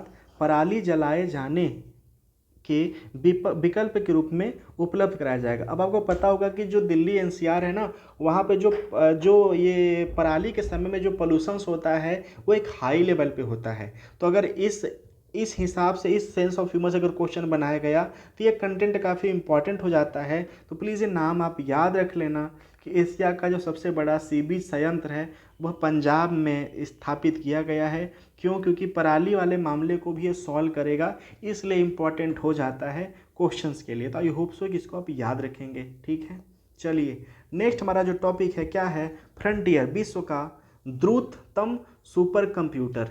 ठीक है, सो 15 नवंबर 2022 को विश्व के द्रुततम सुपर कंप्यूटर का टॉप 500 सूची जारी हुई है। सो यह सूची का 60वां संस्करण है। इस नवीनतम सूची में अमेरिका के सुपर कंप्यूटर फ्रंटियर को विश्व का द्रुततम सुपर कंप्यूटर घोषित किया गया है। वास्तव में यह विश्व का पहला एक्जा स्केल सुपर कंप्यूटर है। ठीक है, सो इस सुपर कंप्यूटर का जो HPL है, हाई परफॉर्मेंस लिंक पैक है, वह 1.102 एक्जा फ्लॉप्स है। ज्ञातव्य है कि एक हेक्सा फ्लॉप्स की संसाधन गति वाला सुपर कंप्यूटर प्रति सेकंड 1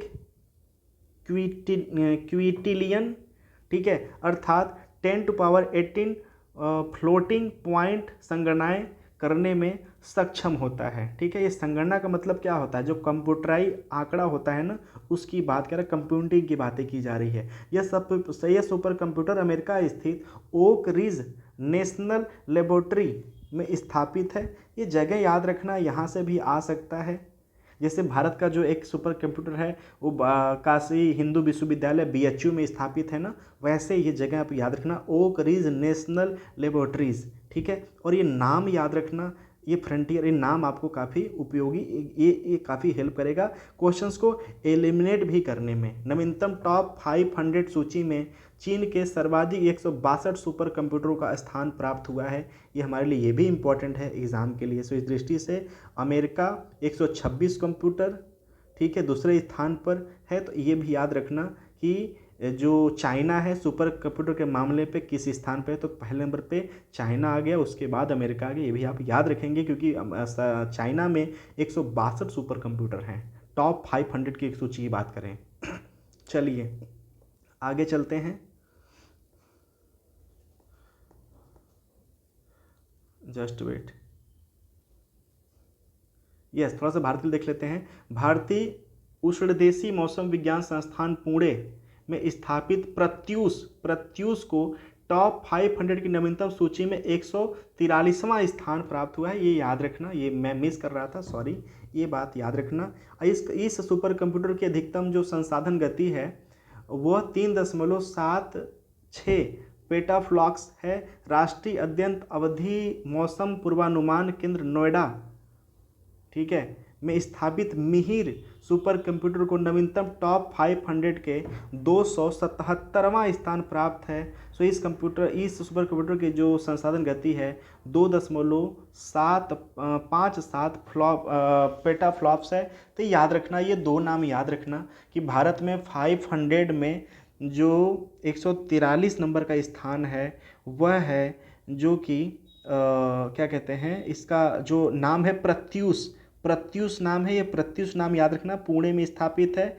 और जो उसके बाद टॉप 500 में स्थान है 277 जिसका स्थान आया है, ये नोएडा में स्थापित है। ठीक है, इसका नाम मिहिर है, ये याद रखना, प्रत्यूष, जस्ट वेट, प्रत्यूष और मिहिर, ये नाम याद रखना।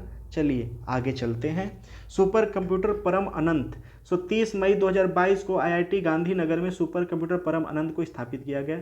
इलेक्ट्रॉनिक्स एवं सूचना प्रौद्योगिकी मंत्रालय और विज्ञान एवं प्रौद्योगिकी विभाग DST की एक संयुक्त पहल राष्ट्रीय सुपर कंप्यूटर मिशन के तहत इसकी स्थापना की गई है। इस सुपर कंप्यूटर की अधिकतम जो संसाधन गति है 838 टेराफ्लॉप्स है। उल्लेखनीय है कि 1 टेराफ्लॉप्स बराबर 10⁻⁴ 12 सक्रियाएँ यानी ऑपरेशंस प्रति सेकंड होता है, यानी एक सेकंड में ना 10⁻12 याद रखना प्रति सेकंड ऑपरेशंस करते हैं, काम करता है। तो आप इसकी स्पीड को समझ सकते हैं। सो परम अनंत डायरेक्टरेट कॉन्ट्रैक्ट लिक्विड कूलिंग तकनीक पर आधारित है। सो ये टेक्निक अगर नहीं याद रहा तो बहुत लंबा है, ऑब्जेक्टिव क्वेश्चन इस पर नहीं बन सकते, लेकिन ये जगह याद रखना और समय याद रखना कि ये सुपर जो कंप्यूटर है परम अनंत इसका नाम है। ये IIT गांधीनगर में स्थापित है। इसका जो ऑपरेटिंग स्पीड है 10⁻12 ये याद रखना है। चलिए आगे चलते हैं। परम कामरूप। सो 13 अक्टूबर 2022 को राष्ट्रपति द्रौपदी मुर्मू ने IIT गुवाहाटी में परम कामरूप नामक सुपर कंप्यूटर का उद्घाटन किया। यह पूर्वोत्तर क्षेत्र का द्रुततम सुपर कंप्यूटर है। इस सुपर कंप्यूटर का जो नामकरण असम के पहले ज्ञात ऐतिहासिक राजवंश कामरूप के नाम पर रखा गया है। तो ये भी क्वेश्चंस इंपॉर्टेंट आ सकता है कि जो नाम रखा गया है इसका लिंक इसका क्या है। तो याद रखना कि इसका जो है ना असम के पहले ज्ञात जो राजवंश था उनके नाम पर कामरूप पे रखा गया है। सो इससे पूर्वोत्तर क्षेत्र की द्रुततम एवं सर्वाधिक शक्ति सुपर कंप्यूटर के रूप में परम ईशान का स्थान लिया है। तो आई होप सो कि आप इसको समझ गए।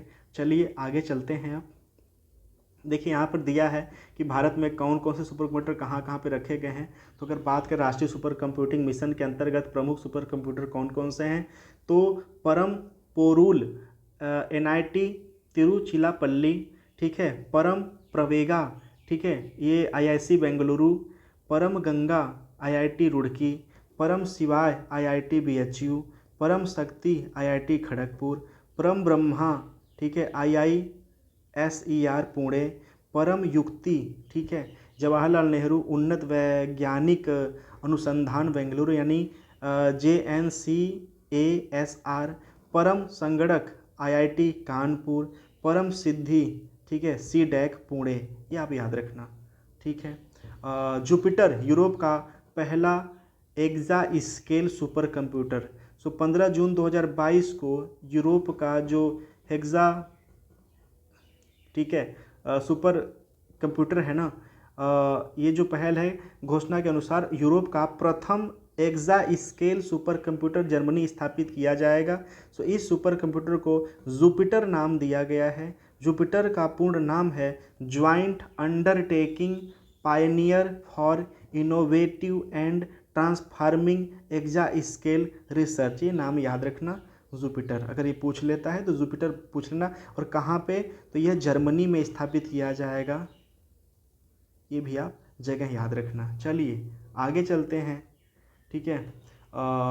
पहली स्वदेशी हाइड्रोजन फ्यूल सेल बस की बात करें तो 21 अगस्त 2022 को केंद्रीय मंत्री डॉक्टर जितेंद्र सिंह ने भारत की पहली स्वदेशी हाइड्रोजन सेल बस को लॉन्च किया। इस बस का विकास वैज्ञानिक और औद्योगिक अनुसंधान परिषद ISCR तथा पुणे स्थित KPIT लिमिटेड द्वारा किया गया। हाइड्रोजन फ्यूल सेल टेक्नोलॉजी को CSIR नेशनल केमिकल्स लेबोरेटरीज और CSIR central electrochemical research institute द्वारा सिटिएंट लैब के सहयोग से विकसित किया गया है, ठीक है। हाइड्रोजन फ्यूल सेल वाहनों में आंतरिक दहन इंजन का बजाय विद्युत मोटर का प्रयोग किया जाता है। सिंपल सी बात है कि भाई अब यहाँ पर इंजन का तो कोई भूमिका रहा नहीं कि अंदर दहन होगा या बाहर दहन होगा, लेकिन जो पेट्रोल इंजन होता है उसमें आंतरिक दहन होता है, जो डीजल इंजन उसमें बाह्य दहन होता है। ये आप याद रखना,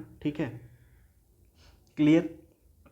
तो याद रखना कि इसमें कोई ऐसा दहन का कोई प्रक्रिया नहीं है, इसमें विद्युत मोटर लगा होता है जिसका प्रयोग होता है। इस दृष्टि से यह विद्युत वाहन के समान हो जाता है। ये लाइन भी याद है कि जो क्या कहते हैं, जो हाइड्रोजन फ्यूल सेल की जो व्हीकल होंगे ना, एक प्रकार से इलेक्ट्रिक मोटर की तरह ही काम करेंगे, उसी मैकेनिज्म पे इसका ऑपरेशंस होगा, ठीक है। लेकिन एक विद्युत जो वाहन होता है जहाँ बैटरियों द्वारा संचालित होते हैं वह जिन्हें रिचार्ज करने की आवश्यकता होती है, वहीं दूसरी ओर हाइड्रोजन फ्यूल सेल जो होता है वाहन अपनी ऊर्जा विद्युत स्वयं उत्पादन करती हैं, ठीक है। एक फ्यूल सेल में वाहन के ईंधन टैंक में हाइड्रोजन गैस वायु में उपस्थित ऑक्सीजन की अभिक्रिया कर विद्युत ऊर्जा उत्पादित करती है। इस प्रक्रिया से केवल जल एवं ऊष्मा ही उत्पादन के रूप में शेष रह जाते हैं। ठीक है, नेक्स्ट हमारा जो टॉपिक है 2G एथेनॉल संयंत्र। 10 अगस्त 2022 को प्रधानमंत्री नरेंद्र मोदी द्वारा हरियाणा के पानीपत में दूसरी पीढ़ी 2G के एथेनॉल संयंत्र स्थापित किए गए हैं। यह उद्घाटन कार्यक्रम विश्व जैव ईंधन दिवस के अवसर पर आयोजित किया गया है। उल्लेखनीय है कि जो 2G एथेनॉल उत्पादन बायोमास और सेल्यूलोसिक सामग्री जैसे खोई, लकड़ी, कचरे, कृषि, वानिकी और अवशेष घास आदि से उत्पादन किया जाता है। इंडियन ऑयल कॉरपोरेशन लिमिटेड अगर बात करें द्वारा निर्मित यह संयंत्र पानीपत रिफाइनरी के निकट स्थित है। ठीक है, यह संयंत्र आधुनिक स्वदेशी तकनीक पर आधारित है। इस संयंत्र द्वारा इथेनॉल उत्पादन हेतु वार्षिक तौर पर लगभग 2 लाख टन चावल की भूसी पराली का उपयोग किया जाएगा। ठीक है, अब यहाँ पर उपयोग किया जाएगा यानी किसान जो अपनी पराली बेचेंगे उसका पैसा भी उनको मिलेगा और वो जलाएंगे नहीं, जिसको पाके प्रदूषण भी दिल्ली एनसीआर में नहीं होगा। ठीक है, उल्लेखनीय कि संयंत्र से वार्षिक तौर पर लगभग 3 करोड़ लीटर एथेनॉल का उत्पादन होगा। This is the most important point. ठीक है, चलिए तो यहाँ तक तो मैटर क्लियर हो गया। अब नेक्स्ट हमारा जो टॉपिक है वह है प्रधानमंत्री G1 योजना। मार्च 2019 को केंद्र सरकार ने देश में 2G एथेनॉल परियोजनाओं की स्थापना हेतु एकीकृत जैव एथेनॉल परियोजना को वित्तीय सहायता प्रदान करने के लिए प्रधानमंत्री G1 योजना को प्रारंभ किया था। तो याद रखना कि प्रधानमंत्री जो G1 योजना है क्या है, ये 2G एथेनॉल परियोजनाओं को स्थापित हेतु एकीकृत एथेनॉल परियोजना था। ठीक है, तो ये इसको आपको याद रखना है। ठीक है, चलिए अनाज आधारित देश का पहला एथेनॉल संयंत्र। अप्रैल 2022 में बिहार के पूर्णिया जिले में देश के प्रथम ग्रीनफील्ड अनाज आधारित एथेनॉल संयंत्र का उद्घाटन किया गया, जो बीपीएससी का जो 69th का पीटी होने वाला है उसके लिए भी इंपॉर्टेंट ये क्वेश्चन हो जाता है कि अनाज आधारित देश का पहला जो एथेनॉल संयंत्र है तो बिहार के पूर्णिया जिले का यह संयंत्र है, जो कि इकलौता बिहार का है। तो ये बात आपको याद रखना है। नेक्स्ट हमारा टॉपिक है नैनो यूरिया तरल संयंत्र का उद्घाटन। ये मैं करा चुका हूँ लेकिन यहाँ भी हम कराएंगे क्योंकि इंपॉर्टेंट है। 18 मई 2022 को प्रधानमंत्री नरेंद्र मोदी ने कलोल गुजरात में निर्मित नैनो यूरिया तरल संयंत्र का उद्घाटन किया है। यह संयंत्र प्रतिदिन नैनो यूरिया तरल का 500 लीटर का लगभग 1.5 लाख बोतल का उत्पादन करेगा। यह इफ्को द्वारा विकसित किया जा रहा है, तो ये भी क्वेश्चन आ सकता है।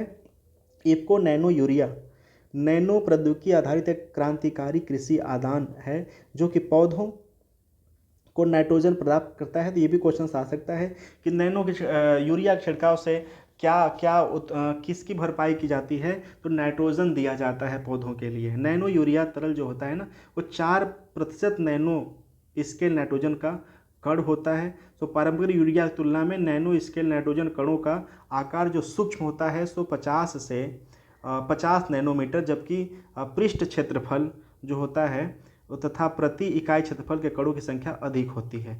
नैनो यूरिया उर्वरक के रूप में पौधों का पोषक तत्वों की आवश्यकता को पूरा करते हैं क्योंकि अपने वांछनीय कण आकार लगभग 20 से 50 नैनोमीटर अधिक सतह से 1 नैनोमीटर दानेदार यूरिया से 10,000 गुना अधिक है और कणों की संख्या 1 mm दानेदार यूरिया से 55,000 नैनो कण अधिक है। तो आई होप सो आप इसको समझ गए कि इसका सूक्ष्मता का क्या लेवल है। नैनो यूरिया लीचिंग और गैसीय उत्सर्जन के रूप में कृषि क्षेत्रों में होने वाले पोषक तत्वों के नुकसान को कम करके पारिस्थितिकी चिन्ह को न्यून रखने में सहायक होंगे। ज्ञातव्य है कि 14 फरवरी 2023 को उत्तर प्रदेश के आंवला एवं फूलपुर के इफ्को के नैनो यूरिया तरल संयंत्रों का उद्घाटन किया गया है। हमारे यूपी पीसीएस के लिए बहुत इंपॉर्टेंट हो जाता है कि 14 फरवरी 2023 को उत्तर प्रदेश के आंवला एवं फूलपुर के इफ्को के नैनो यूरिया तरल संयंत्र का उद्घाटन किया गया है। तो यूपी में भी यह 2 जगह स्थापित किया गया है, ये प्लीज़ आप याद रखना। नैनो यूरिया भारतीय परिप्रेक्ष्य की बात करते कृषि एवं किसान कल्याण विभाग ने उर्वरक नियंत्रण आदेश 1985 में नैनो यूरिया को अंतिम रूप से नैनो नाइट्रोजन उर्वरकों के रूप में अधिसूचित किया है। ठीक है, केंद्रीय सार्वजनिक क्षेत्र के 2 उपक्रमों नेशनल फर्टिलाइजर्स लिमिटेड और राष्ट्रीय केमिकल्स एंड फर्टिलाइजर्स लिमिटेड ने इफ्को के साथ प्रौद्योगिकी हस्तांतरण हेतु समझौता ज्ञापन पर हस्ताक्षरित किया है। इन 2 समझौता ज्ञापनों के तहत क्रमशः नांगल पंजाब और ट्राम्बे महाराष्ट्र नैनो यूरिया संयंत्रों की स्थापना की जाएगी। भारत नैनो यूरिया का व्यावसायिक उत्पादन प्रारंभ करने वाला विश्व का प्रथम देश बन गया है। This is the most important, ये फैक्ट आपको याद रखना है। भारत विश्व में यूरिया का दूसरा सबसे बड़ा उपभोक्ता है, जबकि यूरिया के उत्पादन में भारत विश्व में तीसरे नंबर पर है। ठीक है, यूरिया के उत्पादन में तीसरे नंबर पे हैं, उपभोक्ता में दूसरे नंबर पे हैं, और नैनो यूरिया के व्यावसायिक उत्पादन प्रारंभ करने विश्व में हम प्रथम स्थान पे है। इन 3 फैक्टों को याद रखना है। चलिए आगे चलते हैं। नेक्स्ट है उत्तर भारत का पहला औद्योगिक जैव प्रौद्योगिकी पार्क। ठीक है, 18 मई 2022 को केंद्रीय विज्ञान और प्रौद्योगिकी मंत्रालय द्वारा उत्तर भारत में प्रथम औद्योगिक जैव प्रौद्योगिकी पार्क का उद्घाटन किया गया। यह पार्क कठुआ जिला जम्मू कश्मीर के खट्टी स्थित है। उल्लेखनीय कि जम्मू कश्मीर के 2 औद्योगिक जैव प्रौद्योगिकी पार्कों की स्थापना की जा रही है। तो आई होप से याद रखना, पहला जो है वो कठुआ पार्क जिले स्थित खट्टी स्थित किया गया है, जबकि दूसरा पार्क स्थापना कुपवाड़ा जिला स्थित हदवांडा में स्थापित किया गया। ये दोनों याद रखना। ठीक है, पहला कठुआ जिला और दूसरा जो है वह हंदवाड़ा। ठीक है, चलिए आगे चलते हैं। नेक्स्ट हमारा जो टॉपिक है इसको देख लेते हैं। ठीक है, राष्ट्रीय जैव प्रौद्योगिकी पार्क योजना। राष्ट्रीय जो जैव प्रौद्योगिकी विभाग के सहयोग से अब तक देश में विभिन्न राज्यों में 9 जैव प्रौद्योगिकी पार्क की स्थापना की जा चुकी है। ठीक है, जैव प्रौद्योगिकी पार्क लखनऊ उत्तर प्रदेश, जैव प्रौद्योगिकी इंक्यूबेशन केंद्र हैदराबाद तेलंगाना, टिड्रो सेंटर फॉर लाइफ साइंसेस, ठीक है, प्रौद्योगिकी यह Chennai Tamil Nadu, the golden jubilee biotech park women Chennai. ठीक है, जैव प्रौद्योगिकी पार्क प्रौद्योगिकी इंक्यूबेशन केंद्र गुवाहाटी असम, जैव प्रौद्योगिकी इंक्यूबेशन केंद्र कोची केरल, जैव प्रौद्योगिकी पार्क बेंगलुरु कर्नाटक, औद्योगिक जैव प्रौद्योगिकी पार्क जम्मू एवं कश्मीर। ठीक है, छत्तीसगढ़ जैव प्रौद्योगिकी पार्क नया Raipur Chhattisgarh. I hope so इसको भी याद रखना, रिकॉल रखना इसके लिए। ठीक है, नेक्स्ट हमारा टॉपिक है शरीर एवं स्वास्थ्य विषयक वैज्ञानिक गतिविधियां में हमारा जो पहला टॉपिक है अजरबैजान और तजाकिस्तान मलेरिया मुक्त। तो इसमें देखिए पहला तो हमें यहीं से ये कंटेंट मिल गया कि जो अजरबैजान और तजाकिस्तान है वो मलेरिया मुक्त हो चुका है। ठीक है, अब अगर बात करते हैं तो जो वर्ल्ड हेल्थ ऑर्गेनाइजेशंस है अजरबैजान और तजाकिस्तान को मलेरिया मुक्त घोषित किया है। ठीक है, सो गौरतलब है कि जो अजरबैजान और तजाकिस्तान है क्रमशः वर्ष 2012 और 2014 में स्थानीय रूप से प्रसारित जो प्लास्मोडियम वीवैक्स प्लास्मोडियम वीवैक्स यानी वीवैक्स है मलेरिया का अंतिम मामला दर्ज किया गया था। टाइमिंग 2012-2014। ये अपने अवेयरनेस के लिए याद रखना, मेन तो पॉइंट हमारा यही है अजरबैजान और तजाकिस्तान। ठीक है, इसके साथ ही वर्तमान विश्व पर WHO से मलेरिया मुक्त प्रमाण पत्र प्राप्त करने वाले देशों क्षेत्रों की जो संख्या है वो 42 हो गई है। ये हमारे लिए इम्पॉर्टेंट है। ठीक है, और जून 2021 में पिछले 3 दशकों में मलेरिया और मुक्त प्रमाण पत्र प्राप्त करने वाला जो चीन है WHO पश्चिम प्रशांत क्षेत्र का पहला देश बना है। ये भी हमारे लिए इम्पॉर्टेंट मुद्दा है कि जो जून 2021 में पिछले 3 दशकों में मलेरिया मुक्त प्रमाण पत्र पाने वाला चीन WHO पश्चिमी प्रशांत क्षेत्र का पहला देश बना है। ठीक है, अब भारत की बात करें तो भारत के पड़ोसी देश श्रीलंका को वर्ष 2016 में मलेरिया मुक्त प्रमाण पत्र मिल चुका है। भारत में मलेरिया उन्मूलन हेतु जो प्रयास है 2015 में प्रारंभ हुआ है। तो ये भी इम्पॉर्टेंट है कि हमें बहुत पीछे हैं। हमारा जो तटवर्ती क्षेत्र है, तटवर्ती देश है श्रीलंका, उसको भी मिल चुका है। वर्ष 2016 में केंद्रीय स्वास्थ्य और परिवार कल्याण मंत्रालय द्वारा मलेरिया उन्मूलन हेतु राष्ट्रीय रूपरेखा, ठीक है, 2016-2030 लॉन्च किया गया था। सो जुलाई 2017 में मंत्रालय ने मलेरिया उन्मूलन हेतु राष्ट्रीय रणनीति योजना 2017-22, ठीक है, लॉन्च किया था। तो आई होप सो इतना याद रखना। सो हमारे परिप्रेक्ष्य के लिए कि श्रीलंका को भी 2016 मिल चुका है, और दक्षिणी प्रशांत की बात करें तो चाइना पहला देश है। ठीक है, तो ये भी याद रखना।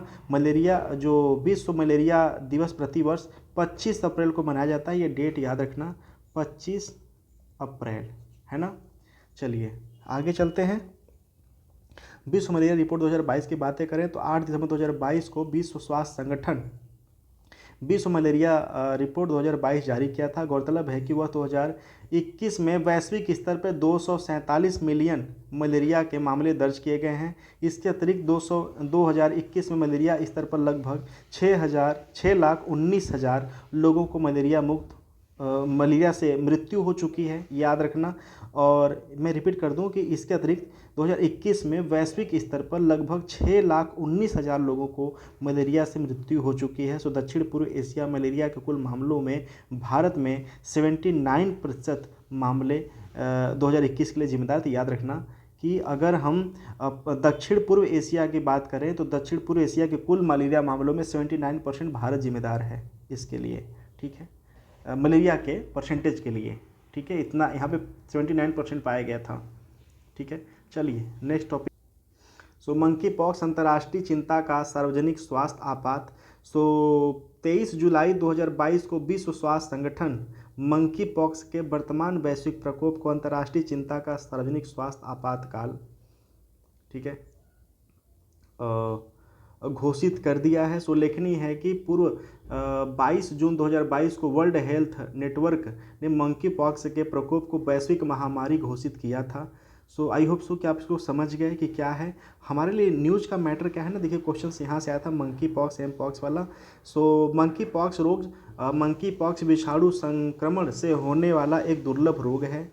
मंकी पॉक्स जो रोग है, मंकी पॉक्स विषाणु से संक्रमण से होने वाला एक रोग है, दुर्लभ रोग है। यह एक जूनोटिक रोग है, ठीक है, अर्थात रोग जो पशुओं से मनुष्यों में प्रसारित होता है। This is the most important, ये पशुओं से मनुष्यों में होता है।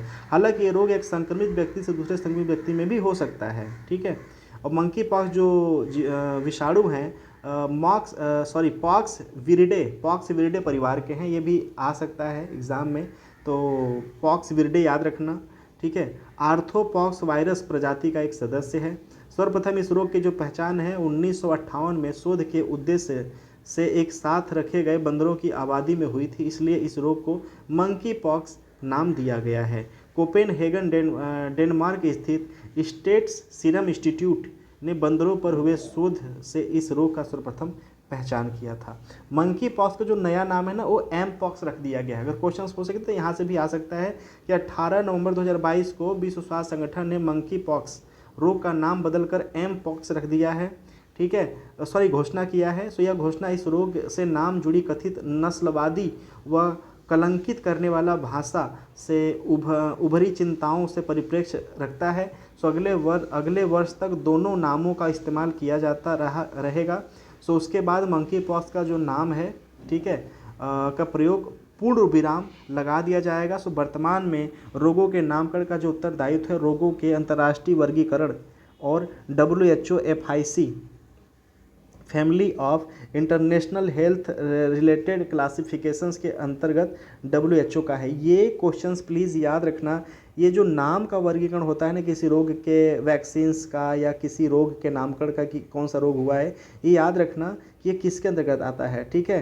तो ये आता है आपका क्या कहते हैं रोगों के अंतर्राष्ट्रीय वर्गीकरण, इंटरनेशनल क्लासिफिकेशंस ऑफ डिजीज़, ठीक है, अंतर्राष्ट्रीय वर्गीकरण और WHO का FIC और ये दोनों आते हैं WHO के तहत। ये नाम ये याद रखना, ये पहला अंतर्राष्ट्रीय वर्गीकरण और WHO FIC ये दोनों WHO के अंतर्गत आते हैं और यही वर्गीकरण करते हैं किसका क्या नाम होगा किसी रोग का। ज्ञातव्य है कि किसी रोग के विषाणु के नामकरण का उत्तरदायित्व ICTV international committee on the taxonomy of virus का है। तो किसी रोग के विषाणु का जो नामकरण है वो ICTC करता है, ठीक है, ICTC करता है। ये बात आपको याद रहे। चलिए आगे चलते हैं। प्रधानमंत्री टीबी मुक्त भारत अभियान, ठीक है। 9 सितंबर 2022 को भारत के राष्ट्रपति द्रौपदी मुर्मू द्वारा प्रधानमंत्री टीबी मुक्त भारत अभियान का शुरुआत किया गया। ये डेट याद रखना, 9 सितंबर 2022 भारत की राष्ट्रपति द्रौपदी मुर्मू द्वारा प्रधानमंत्री टीबी मुक्त अभियान शुरुआत किया गया। यहाँ से कन्फ्यूजन हो सकता है कि प्रधानमंत्री टीबी मुक्त भारत है तो इसका उद्घाटन कौन करेगा, लेकिन राष्ट्रपति ने किया है। आई होप सो इसको इस बारीकी को प्लीज़ समझना। इसका उद्देश्य देश में 2025 तक 6 रोग जो कोशिश होता है ना टीबी, ठीक है, उसके उन्मूलन के लिए राष्ट्र की प्रतिबद्धता एवं सहयोग को प्रयास करना। वर्तमान में भारत में तपेदिक जो नियंत्रण गतिविधियां हैं टीबी को राष्ट्रीय तपेदिक उन्मूलन कार्यक्रम, ठीक है, के तहत संचालित किया जा रहा है। तो आई होप सो इसको आप समझ गए कि मेन क्या है। और वर्ल्ड टीबी समिट 2023 की बात करें तो 24 मार्च 2023 को प्रधानमंत्री नरेंद्र मोदी ने वर्ल्ड टीबी समिट 2023 का वाराणसी में उद्घाटन किया। ये काफ़ी चर्चा इसका रहा है, तो ये भी याद रखना। मैं रिपीट कर दूं कि 24 मार्च 2023 को प्रधानमंत्री मोदी ने वर्ल्ड टीबी समिट 2023 का उद्घाटन वाराणसी में किया है। प्रधानमंत्री ने वार्षिक भारत टीबी रिपोर्ट 2023 का भी विमोचन किया है। प्रधानमंत्री ने तपेदिक के बारे में जागरूकता बढ़ाने में 2.5 लाख से अधिक ग्राम पंचायतों के सहयोग का लाभ उठाने के लिए टीबी मुक्त पंचायत पहल का भी लॉन्च किया है। सो टीबी मुक्त पंचायत पहल से भी जुड़ा हुआ क्वेश्चंस यहाँ से बन सकता है, तो आई होप इसको आप याद रखेंगे। प्रथम स्वदेशी QHPV टीका क्या है? सो 1 सितंबर 2022 को केंद्रीय विज्ञान और प्रौद्योगिकी मंत्रालय के अधीन जैव प्रौद्योगिकी विभाग ने भारत के प्रथम स्वदेशी QHPV टीके का वैज्ञानिक पूर्ण घोषित किया है। सो ज्ञातव्य है कि 12 जुलाई 2022 को DCGI drug controller generals of India ने भारत के प्रथम स्वदेशी QHPV, ठीक है, QHPV, ठीक है, ये नाम भी याद रखना कि क्वाड्रीवैलेंट ह्यूमन पैपिलोम वायरस वैक्सीन्स के उत्पादन हेतु सीरम इंस्टीट्यूट ऑफ इंडिया के विपणन अनुमोदन को प्रदान किया है। सो यह टीका जो महिला के गर्भाशय ग्रीवा कैंसर्स के रोकथाम हेतु कारगर सिद्ध होगा। सो इस टीके का जो नाम है सर्वावैक है, ये ठीक है, सर्वावैक याद रखना, सर्वावैक टीके का जो नाम है सर्वावैक, ठीक है, और ये गर्भाशय के ग्रीवा कैंसर के लिए उपयोगी होगा। सो इस टीके का विकास सीरम इंस्टीट्यूट ऑफ इंडिया जैव प्रौद्योगिकी विभाग और जैव प्रौद्योगिकी उद्योग अनुसंधान सहायता, ठीक है, विराक के मध्य साझेदारी का परिणाम है। सो इस टीके का विकास Bill and Melinda Gates foundations के सहयोग से किया जा रहा है। तो ये याद रखना कि बिल एंड जो मेलिंडा गेट्स फाउंडेशंस है ना, इसके तहत किया जा रहा है, ठीक है। सो WHO के अनुसार विश्व भर में महिलाओं को सबसे ज़्यादा प्रभावित करने वाला जो कैंसर के मामले में सर्वाइकल कैंसर का चौथा स्थान है, ठीक है। सो सर्वाइकल कैंसर भारत में दूसरे सबसे अधिक होने वाले कैंसरों में से एक है, ठीक है। तो ये भी क्वेश्चंस याद रखना कि सर्वाइकल कैंसर भारत में दूसरे नंबर पे है कैंसरों में, ठीक है। सर्वाइकल कैंसर ज़्यादातर मामलों ह्यूमन पैपिलोमा वायरस का उत्तरदायी है, ठीक है। सो ये जो ह्यूमन पैपिलोमा वायरस है ना, एक छोटा DNA विषाणु है जो कि त्वचा या स्लेस्मिक कोशिकाओं को संक्रमित करता है। ये नाम याद रखना, ठीक है, ये त्वचा या स्लेस्मिक कोशिकाओं को ये संक्रमित करता है, ठीक है। नेक्स्ट है लंपी प्रोवैक टीका। 10 अगस्त 2022 को स्वदेशी टीका लंपी प्रोवैक को लॉन्च किया गया। इसे केंद्रीय कृषि और किसान कल्याण मंत्रालय द्वारा लॉन्च किया गया टीका लंपी त्वचा रोगों में पशुओं को बचाव करेगा, ठीक है। लंपी वायरस आपने सुना था ना, ठीक है। सो इस टीके का विकास भारतीय कृषि अनुसंधान परिषद की 2 संस्थाओं ने किया है। यह जो संस्थाएं हैं कौन कौन से? राष्ट्रीय अश्व अनुसंधान केंद्र हिसार हरियाणा, दूसरा है भारतीय पशु चिकित्सा अनुसंधान संस्थान इज्जतनगर बरेली। ज्ञातव्य है कि जो LSD है का पहला मामला भारत में वर्ष 2019 में दर्ज किया गया था। ये मेन यहीं पे जो था कि इसको याद रखना कि लंपी जो प्रोवैक टीका है ना, ठीक है, इसके लिए याद रखना स्वदेशी टीका है जो कि लंपी प्रोवैक, ठीक है। बस वो जो लंपी था, लंपी त्वचा रोग जब पशु में होता था, जो मामला बहुत ज़्यादा राजस्थान में बहुत ज़्यादा केस आया था, तो आई होप इसको याद रखना, ठीक है। नेक्स्ट टॉपिक है अखिल भारतीय बाघ आकलन 2022। 9 अप्रैल 2023 को प्रधानमंत्री नरेंद्र मोदी ने अखिल भारतीय बाघ आकलन, ठीक है, ऑल इंडिया टाइगर एस्टीमेट के 5वें चक्र का परिणाम जारी किए। सो परिणामों को स्टेट्स ऑफ टाइगर 2022 का नामक रिपोर्ट से संकलित एक प्रस्तुत किया गया। नवीनतम बाघ गणना के परिणाम दर्शाते हैं कि वर्ष 2022 में भारत में बाघों की जो संख्या बढ़कर 3167 पहुंच चुकी है। उल्लेखनीय है कि इसके पूर्व वर्ष 2018 में भारत में बाघों की जो संख्या है वो 2967 दर्ज की गई थी। तो आई होप सो कि आप इस इंक्रीमेंट को रिलेट करना कि 2967 से 3167 पहुंच चुका है। इस प्रकार वर्ष 2018 से 22 के मध्य भारत में बाघों की संख्या है वो 6.74% की वृद्धि दर्ज की गई है। तो आई होप सो इसको आप समझ गए, इसकी इंपॉर्टेंस को आप समझ गए। ठीक है, भारत में कुल बाघों की संख्या 2022 में अगर बात करें तो शिवालिक की पहाड़ी एवं गंगा के मैदानी क्षेत्र में 804 है, मध्य भारतीय क्षेत्र पूर्वी घाट में 1161 है, पश्चिमी घाट क्षेत्र में 824 है, उत्तर पूर्वी पहाड़ी एवं ब्रह्मपुत्र का मैदान में 194 है, सुंदरबन में 100 हैं और भारत टोटल बात करें तो वह 3080 हैं। ठीक है, अब देखिए यहाँ से हमें कंटेंट क्या मिला।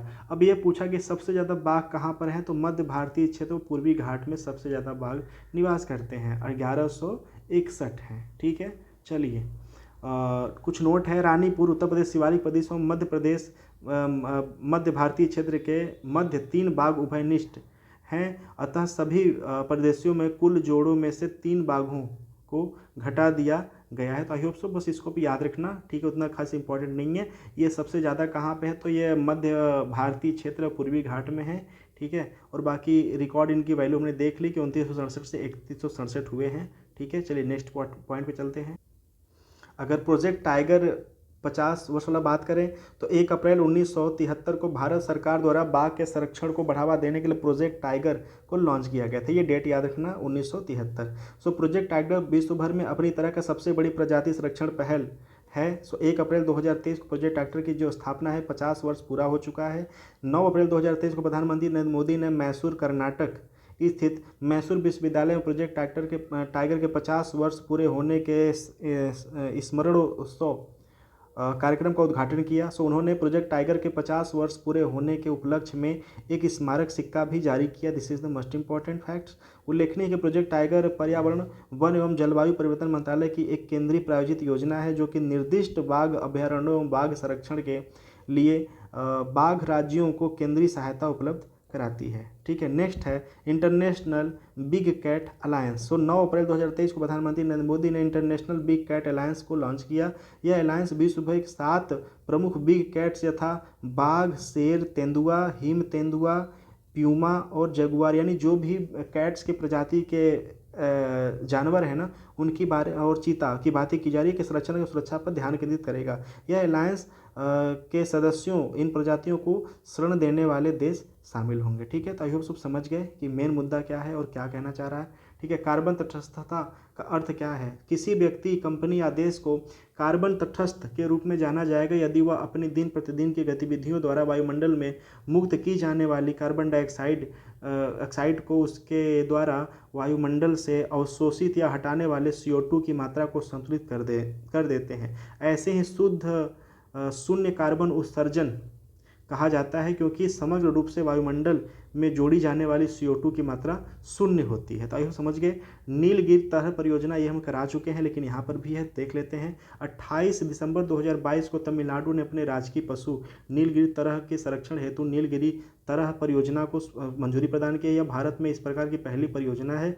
इस परियोजना को 5 वर्ष 2022 से 27 की अवधि हेतु लागू किया गया है। नीलगिरी तरह संरक्षण के आवश्यकता के बारे में जागरूकता पैदा करने के उद्देश्य से प्रतिवर्ष 7 अक्टूबर को नीलगिरी तरह दिवस के रूप में मनाया जाता है। ये डेट याद रखना, 7 अक्टूबर, ये डेट प्लीज़ आप याद रखना। ठीक है, सो नीलगिरी तरह जो है पर्वतीय क्षेत्रों में पाया जाने वाला एक खुरदुरा जानवर है। तो आइए समझ गए। भारत में चीते का पुनर्वास। 17 सितंबर 2022 को प्रधानमंत्री नरेंद्र मोदी ने जंगली चीतों को कूनो राष्ट्रीय उद्यान और मध्य प्रदेश में रहने वाले मुक्त कर दिया है। सो इन चीतों का नामीबिया से लाया गया है। सो इन 8 चीतों को कूनो राष्ट्रीय उद्यान में छोड़ा गया। उनके 8 मादा चीते और 3 नर चीते शामिल हैं। उल्लेखनीय है कि वर्ष 1952 में देश में विलुप्त घोषित हो चुके चीतों का लगभग 7 दशकों बाद भारत में पुनः वापसी हुई है। सो इसी क्रम से 8 फरवरी 2023 को दक्षिण अफ्रीका से लाए गए 12 चीतों कूनो राष्ट्रीय उद्यान में रहने के लिए मुक्त कर दिया गया है। ज्ञातव्य है कि चीतों का जो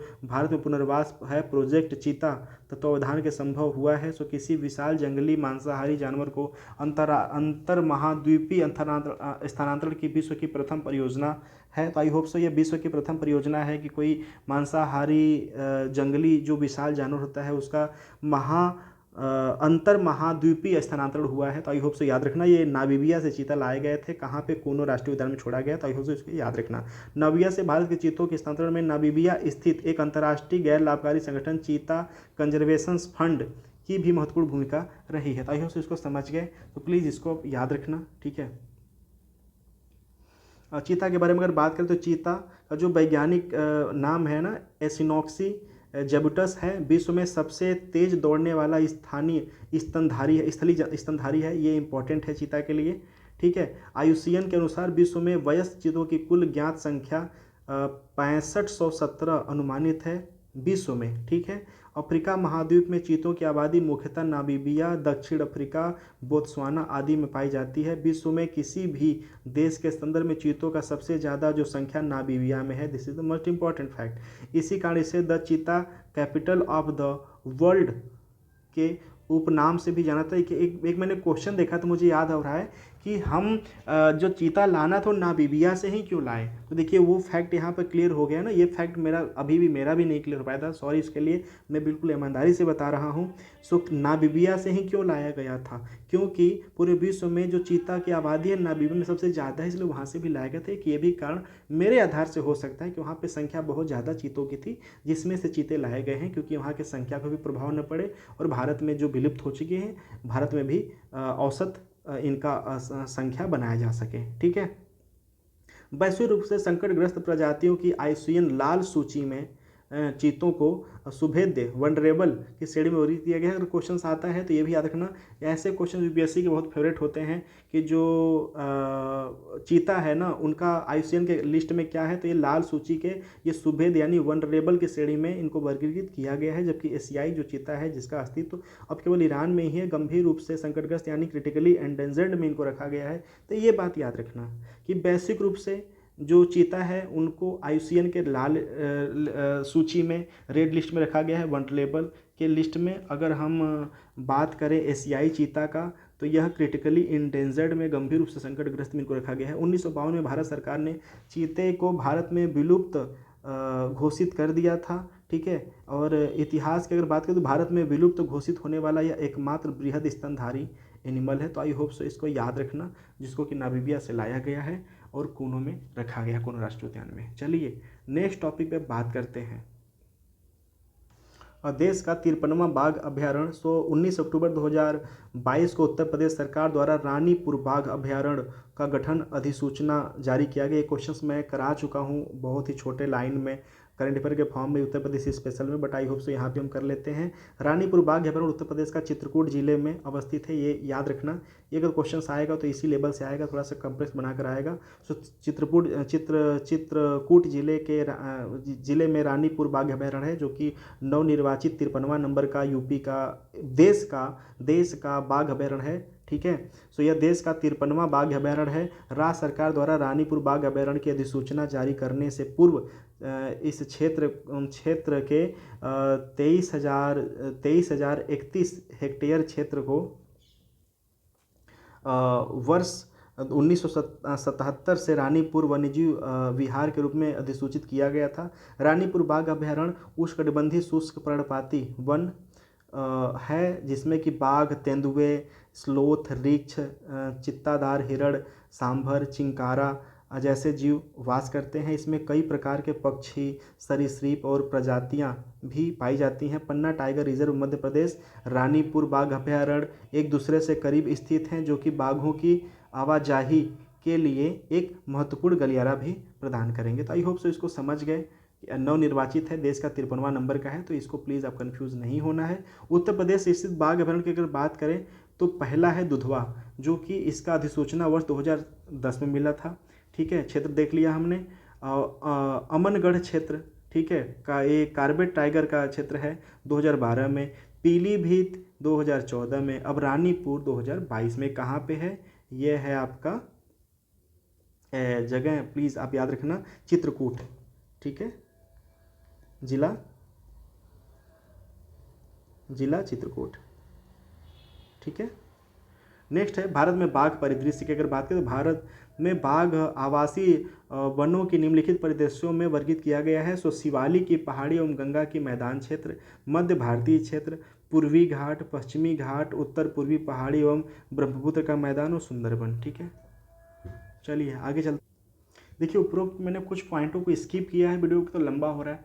दूसरी बात कि जो इम्पोर्टेंट है मैं उसको बिल्कुल क्लियर करके चल रहा हूँ। अब आते हैं रक्षा विज्ञान में, ठीक है। पनडुब्बी रोधी पोत एंड्रोथ लॉन्च किया गया, ठीक है। तो ये नाम पहली बात याद रखना, भारतीय नौसेना का पनडुब्बी रोधी पोत, ठीक है, INS एंड्रोथ लॉन्च किया गया है, जो कि हुगली नदी में लॉन्च किया। बस इसको इतना ही जानो आप, ठीक है। क्लियर, क्वेश्चन बनना होगा तो यहाँ से बन जाएगा।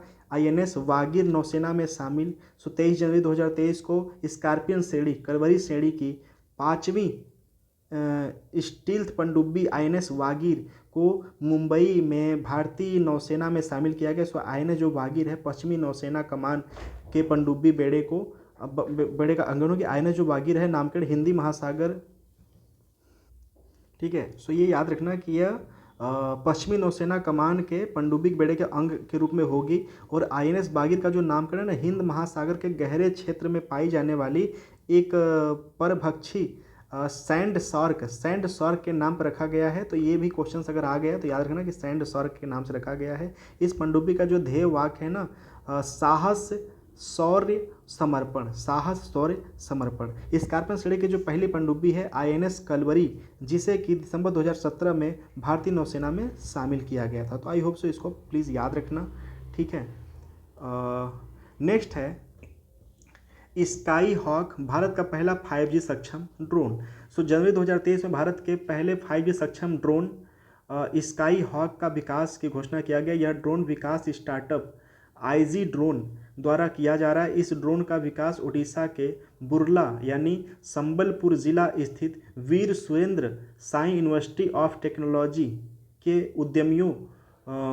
उद्यमियों की भी भूमिका रही है। सो 5G तकनीक से लैस होने के कारण स्काई हॉक क्षेत्र से नियंत्रित किए जाने के बजाय सीधे कमांड सेंटर से नियंत्रित किया जा सकेगा। सो स्काई हॉक जो ऊर्ध्वाधर उड़ान भरने एवं ऊर्ध्वाधर लैंड करने के लिए भी सक्षम है, ठीक है। सो कन्फ्यूजन क्वेश्चन यहाँ से बनाया जा सकता है। सो यह अपने साथ 10 किग्रा वजनी पेलोड को ले जा सकता है तथा लगभग 5 घंटे तक लगातार उड़ान भर सकता है। तो this is the most important for the defence या in emergency situations. Prithvi second का सफल परीक्षण।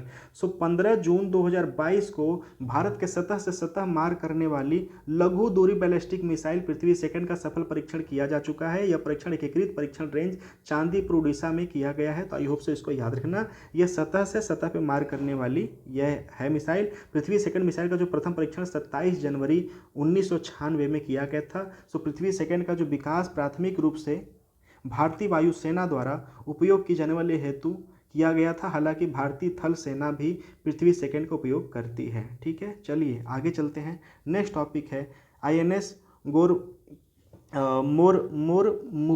मुगाओ भारतीय नौसेना में शामिल। 18 दिसंबर 2022 को मुंबई स्थित नौसैनिक पोतगाह में भारतीय नौसैनिक पोत, ठीक है, मुगाओ, ठीक है, D67 को भारतीय नौसेना में शामिल किया गया।